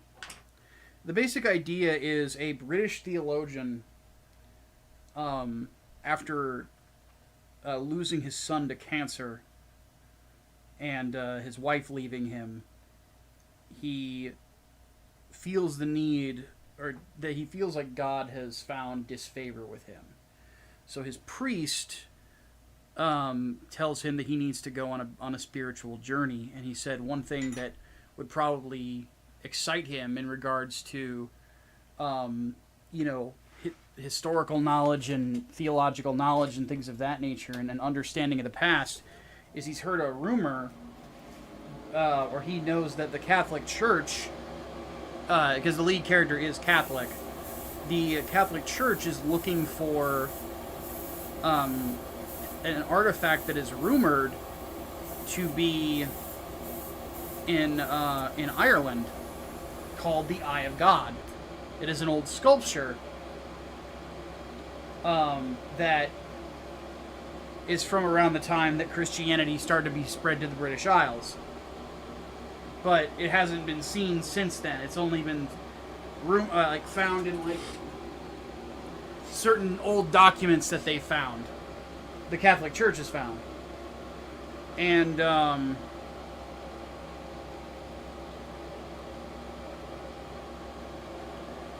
so he suggests that a journey to find it might be the spiritual reset that he needs. Because he's having, like, really bad nightmares about being chased through towns as, like, people are going insane and shit like that. It's really brutal. So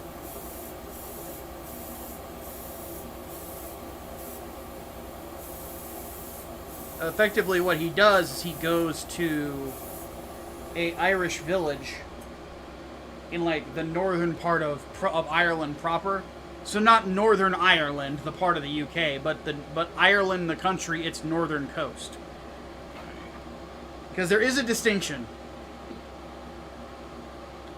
I know that the Irish, if I have any Irish fans, would kick my ass if I got the two mixed up.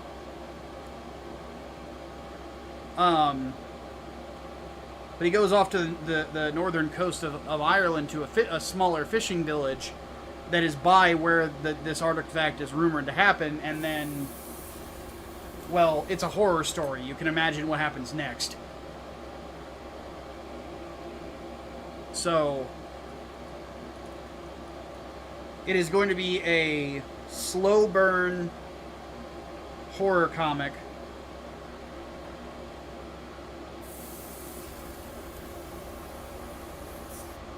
It takes a lot of Lovecraft influence. And I'm looking for an artist that when I get to work on it, which is not going to be for a while, because usually whenever I sit down and write a script for a graphic novel, that graphic novel is not going to go into production for like a year. But Eye of God will... I'm looking for an artist that is kind of reminiscent of someone like Ben Templesmith. Has anybody in here ever read the Dead Space comics? Or watched the motion comic? Or have any of you read 30 Days of Night?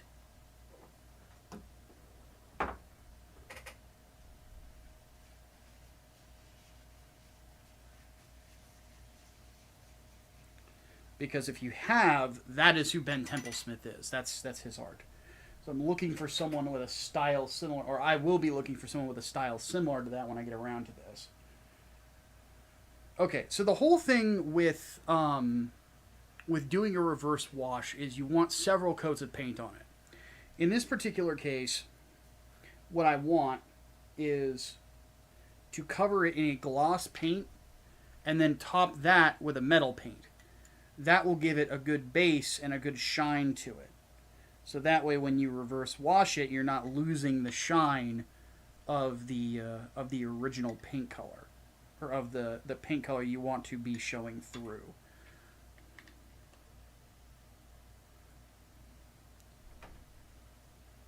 You get the aesthetic I'm going for? Good.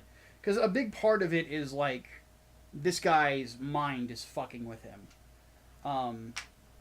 So it's taking a lot of Lovecraft inspiration. A lot of people are going to compare it to Silent Hill as well, but Silent Hill takes a lot of Lovecraft inspiration as well. So it's going to be a very disturbing, emotional, kind of crazy comic.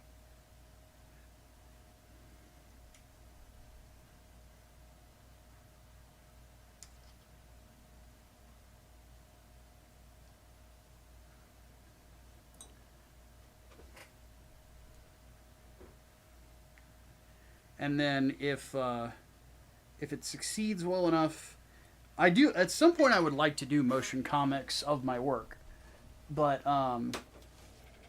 going to take time to get there. Okay, so we've got that. So we're going to take our pieces and we're going to prime these in gloss black real quick. Well, we're not priming them. We're giving them a coat. It only really needs one coat, but it needs to be a good one.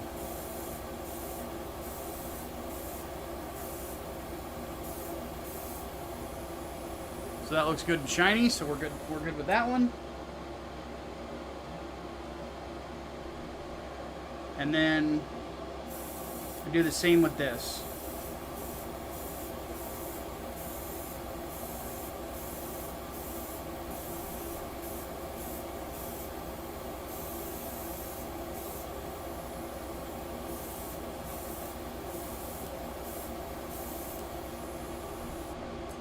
So, again, nice and shiny. Looks good. So we leave that alone for now. And we're going to let that dry. Flip that off. Yeah, the Dead Space motion comic's incredible. Very well voice acted on top of that. But I would love to do a production like that at some point. That is the goal.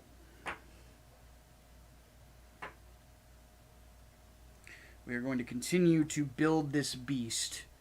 I'm also really excited to get fulfillment started on Englewood. Once the payout comes through for the Kickstarter campaign, I'm going to go ahead and order comics, and then we will do a signing stream.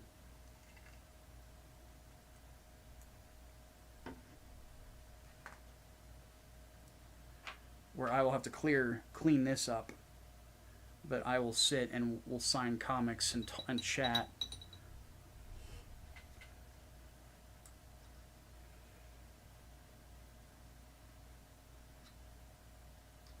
And then if it goes well enough, that might be a regular occurrence that we do whenever I do comic books. Because if you guys would like me to sign comics on a regular basis, I would like to make that happen for you. Because I appreciate you guys. Like, you've stuck with me through so much bullshit. You know, and I feel the love. You know, and it is it's a great appreciation. Trust me. Okay, next thing we need to do is we need to prime this one piece of the under. Or this right here. They need to paint this one piece of the inner frame.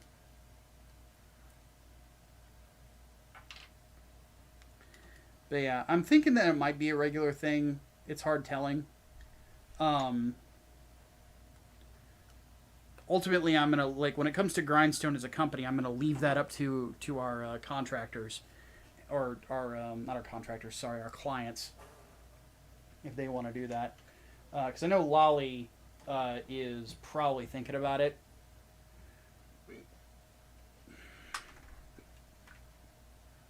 I have not asked him about it.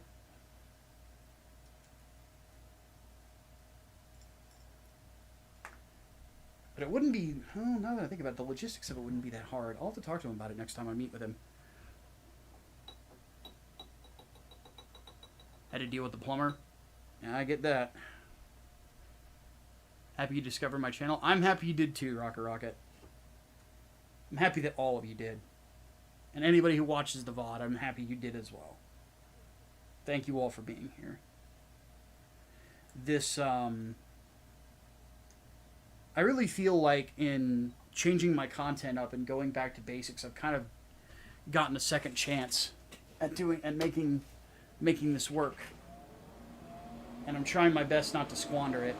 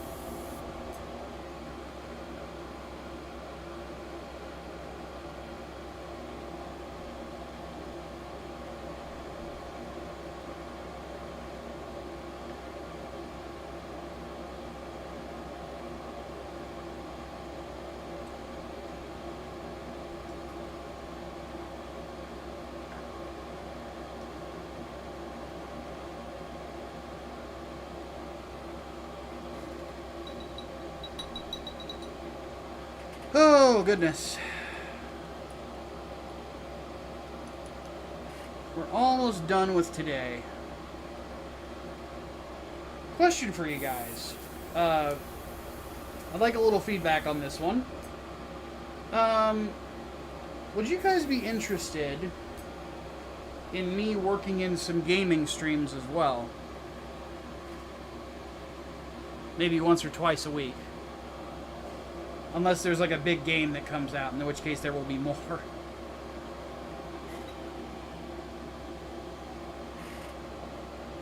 Because one thing I would like to do when it comes out is to stream my playthrough of Warhammer 40k Space Marine. Space Marine 2, rather.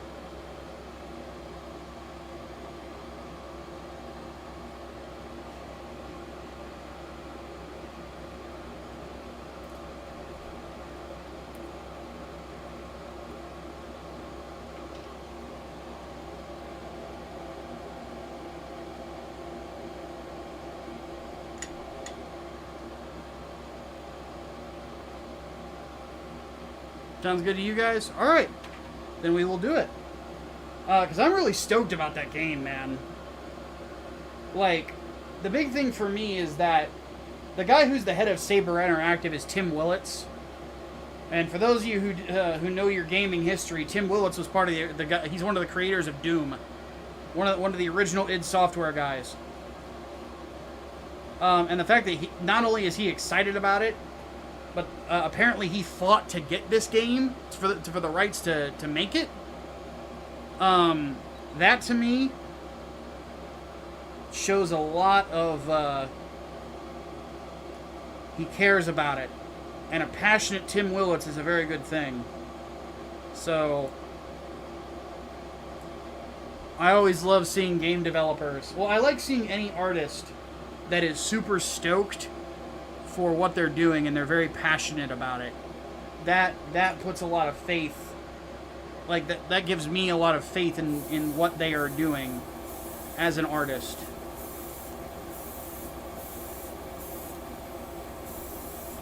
Oh, that's sexy looking. Sure, we're getting full coverage of it. Yeah. Because these parts will be seen on the outside, so I want to make sure that they are... Because this is like... The stuff we're seeing is not actually inner framed. It's the armor. Like this part right here. Oh, sorry, you can't see it. This part right here at the tip of my airbrush, that's armor on the outside of the suit. It's not the inner frame. So I want to make sure that it shines properly like it would in the anime. And the great thing about this stuff, the white silver, this will take on the properties of whatever you spray it on. So if you spray it on a gray, it's going to be grayish silver with all those nice little metal sparkles that metallic paint gives you. But you spray it on a white primer, it will look white, which is how I did my Sinanju Stein. So,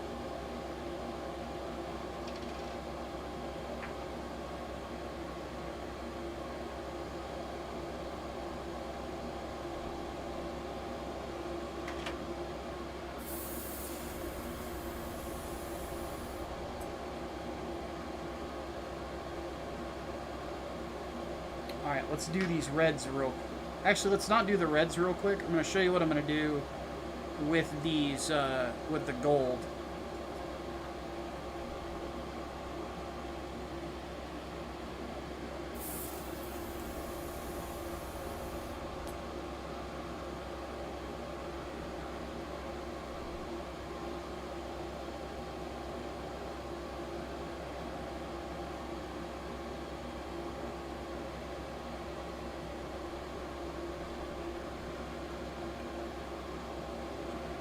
And I will probably make sure to bring Brain in when it comes to Space Marine as well. He's usually my wingman for co-op games, so that'll be fun. Might bring Loco in as well. Loco admittedly gets really hyped and it gets really hilarious. So I'll have to talk to him about it. Alright, so the thing about these pieces is that there's only like specific parts that are golden. But I'm still going to spray them regardless. So they're going to get... This one will not get coated all over. I'm just going to hit these spots right here that are supposed to be gold. You see them right there.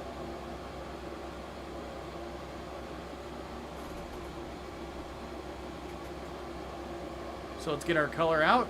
This is blue gold, which is a really beautiful golden yellow shine to it. Don't know why it's called blue gold. It doesn't look blue to me, but whatever. Maybe my eyes are fucked up. I don't know. Either way, it's a gorgeous color. Comes out the jar thick with 3 C's. Not 2, 3. Where's my dropper? There's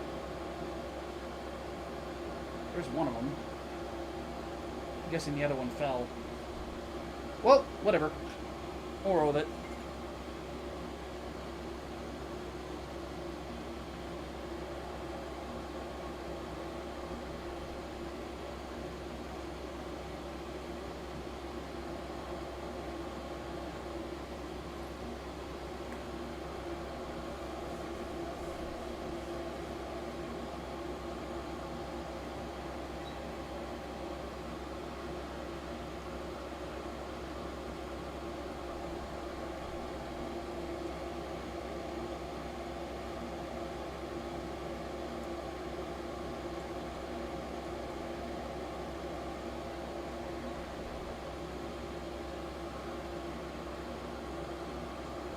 Okay. So for the reverse wash, what we're going to do is we're going to get our gold paint here.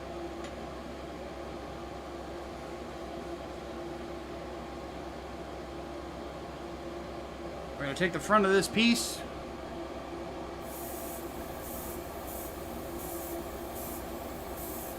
Going to spray it down with 1 coat of gold. You see it's very shiny. Looks very good. Let's... Beautiful shine to it, right? So we got 1 coat of that. We're gonna let that dry. We got this piece here. We're aiming right for this spot, right yonder and right yonder. Spray that down. Make sure we're getting all sides of it. There we go. Very smooth looking gold, right? So we're going to leave that alone for now. So that has 1 coat. Now this stuff dries really fast. So we're going to let it dry for about another 30 seconds. And then we're going to spray it down again. And then we're going to leave it alone for now.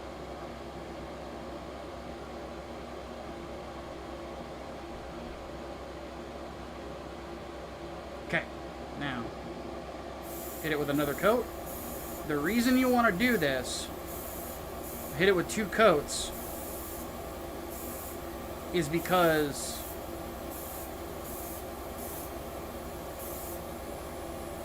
acrylic thinner might strip off a little bit of the gold too. So you hit it with 2 coats to make sure that even if you lose a little bit, you're not losing the whole thing. We do the same thing over here.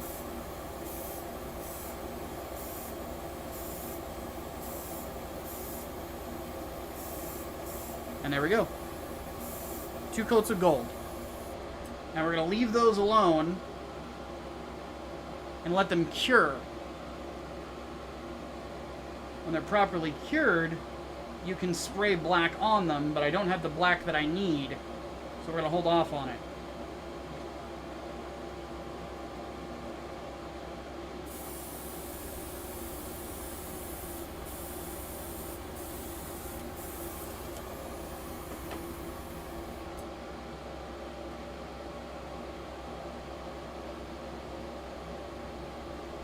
Alright, now let's go ahead and clean. Go ahead and clean this up. But yeah, that's the steps to the reverse wash method. It's just you got to brace yourself for the fact that you're going to be doing a lot of coating, or a lot of coats on your gunpla.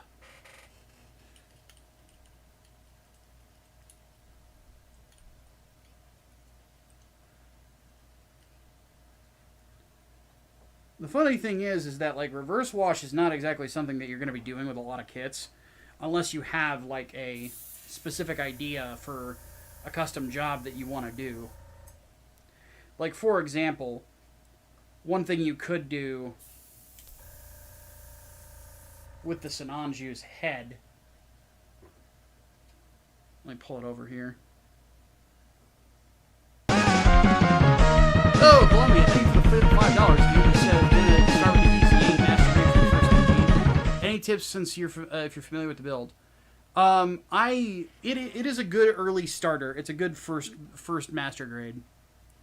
It kind of is like it builds like the RE1100's build now, where it's got a little bit of inner frame but not a lot.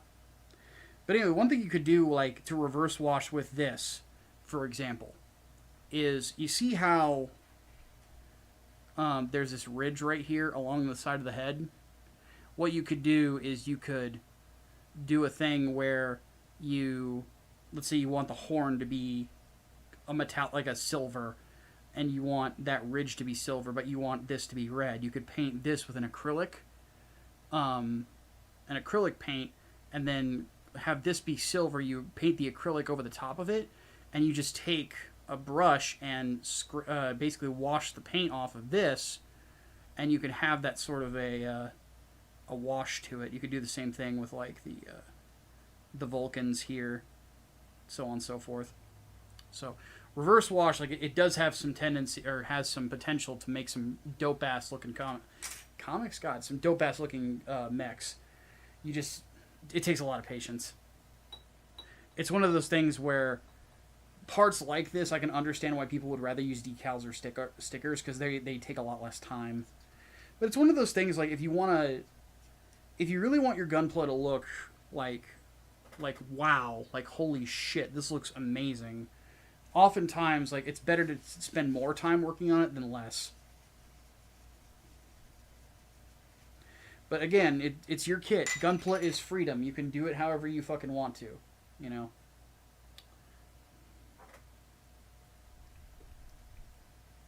Yes, Tally Matt makes a good point. You definitely want to grab a screwdriver for the elbow and the shoulders. I would, buy a small Phillips head screwdriver, like the ones that they use on eyeglasses. You always want to have those in your kit with you.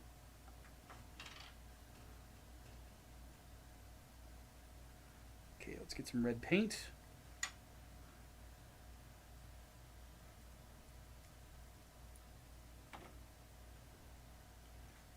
Get a bit of thinner.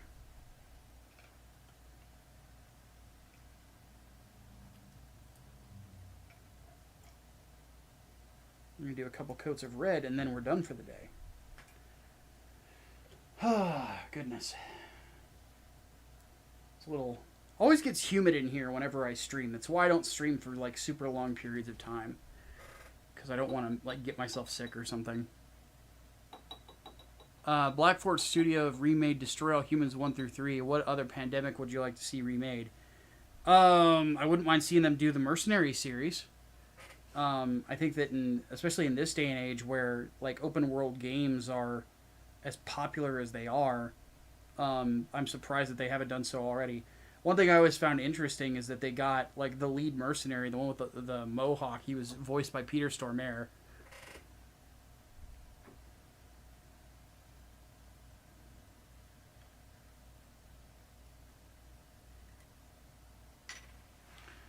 All right, let's click the button.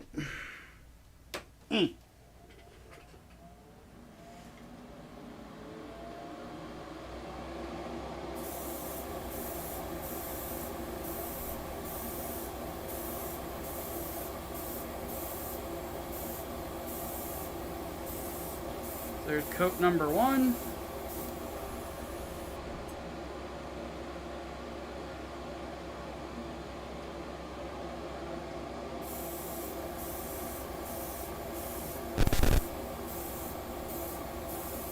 Spray the sides first and then get the top.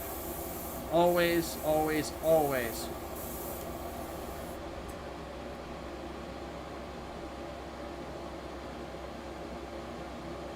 Ah.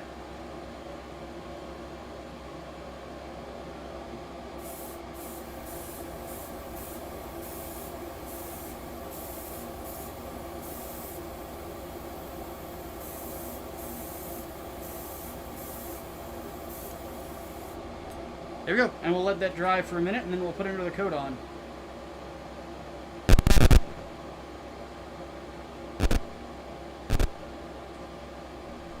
I actually need to mix up a little bit more paint, too.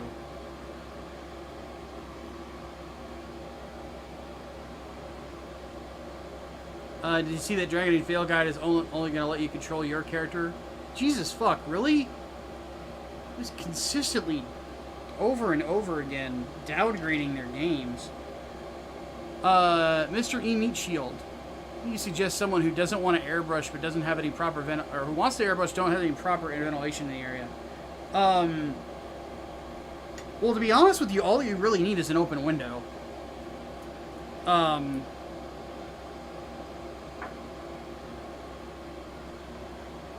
Because, like, that's all I have here, is, like, this like, pumps out of a window right by my desk.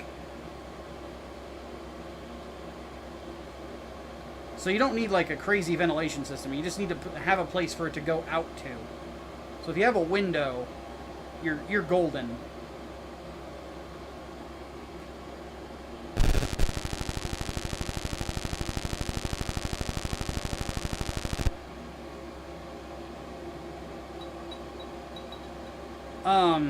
But I admittedly used to do it in an area without ventilation, in which case my recommendation would be you're gonna want one of these. You're gonna want a ventilation. You're gonna want a mask. No window. Yeah, you're gonna want a mask then, and then after every time that you spray, clean the whole area, wipe it all down, because as the paint goes into the air, it's going to settle on things. And you're going to want to clean that up or it'll make your whole area look nasty. So make sure you're doing it in an area that is really easy to clean. Because I used to do this in my kitchen, because I wasn't having a lot of guests over during the pandemic, right? So, my kitchen shelves, I had to basically take a wet wipe or a wet washcloth to the tops of everything to properly clean it so it didn't look grimy. Granted, it admittedly won't take that long. Paper towels are like your best friend whenever it comes to airbrushing, because they'll just scrape everything right up.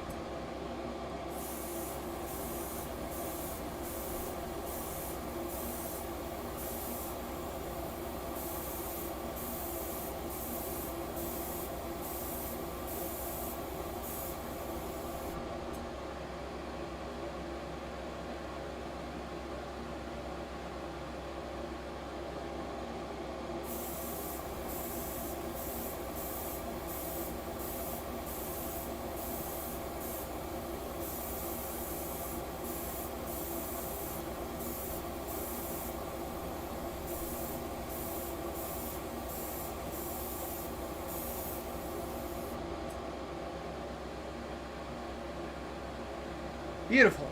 All right.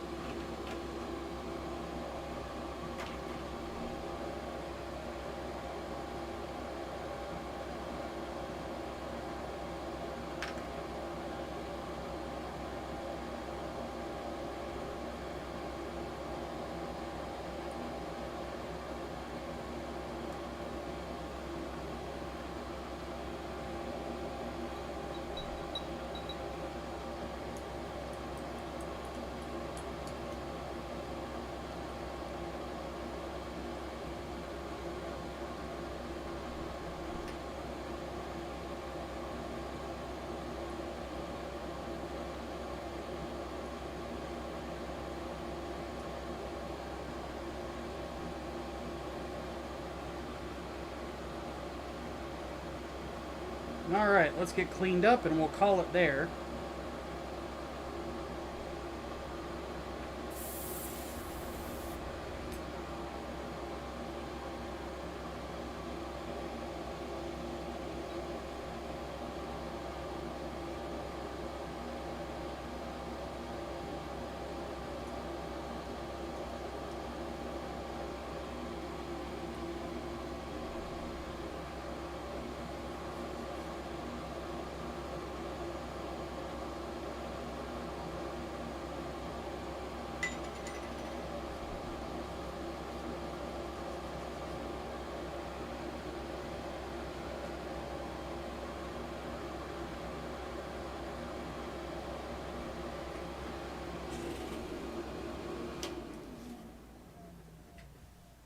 All right.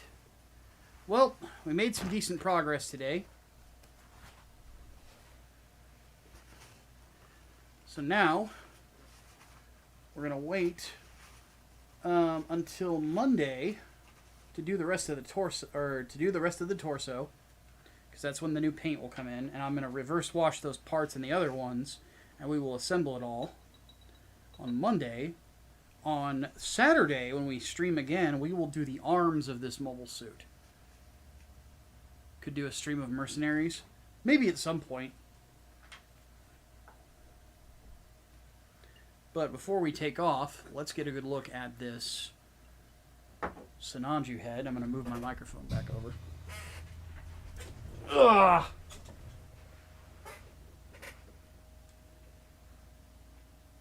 Switch my camera.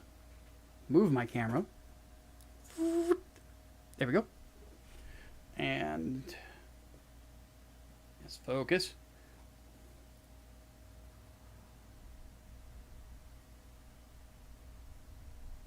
Look at that.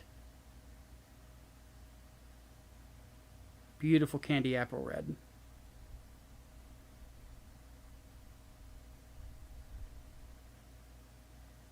I love metallic paints, man.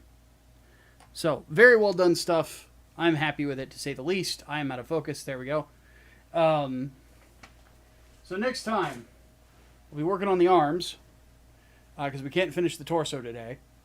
And then, we'll do the torso next week, and go from there. So, to everybody else, I want to say thank you for super chats, for hanging out, all the 9 yards. Just keep in mind, we'll be back Saturday around 5 o'clock-ish, my time, to have some more fun. So, I'm going to take off. I need to get some work done today. So, I'm going to go get started on that. So, thank you all so much for hanging out today. Have yourselves a good one. I will see you on Saturday. Take care.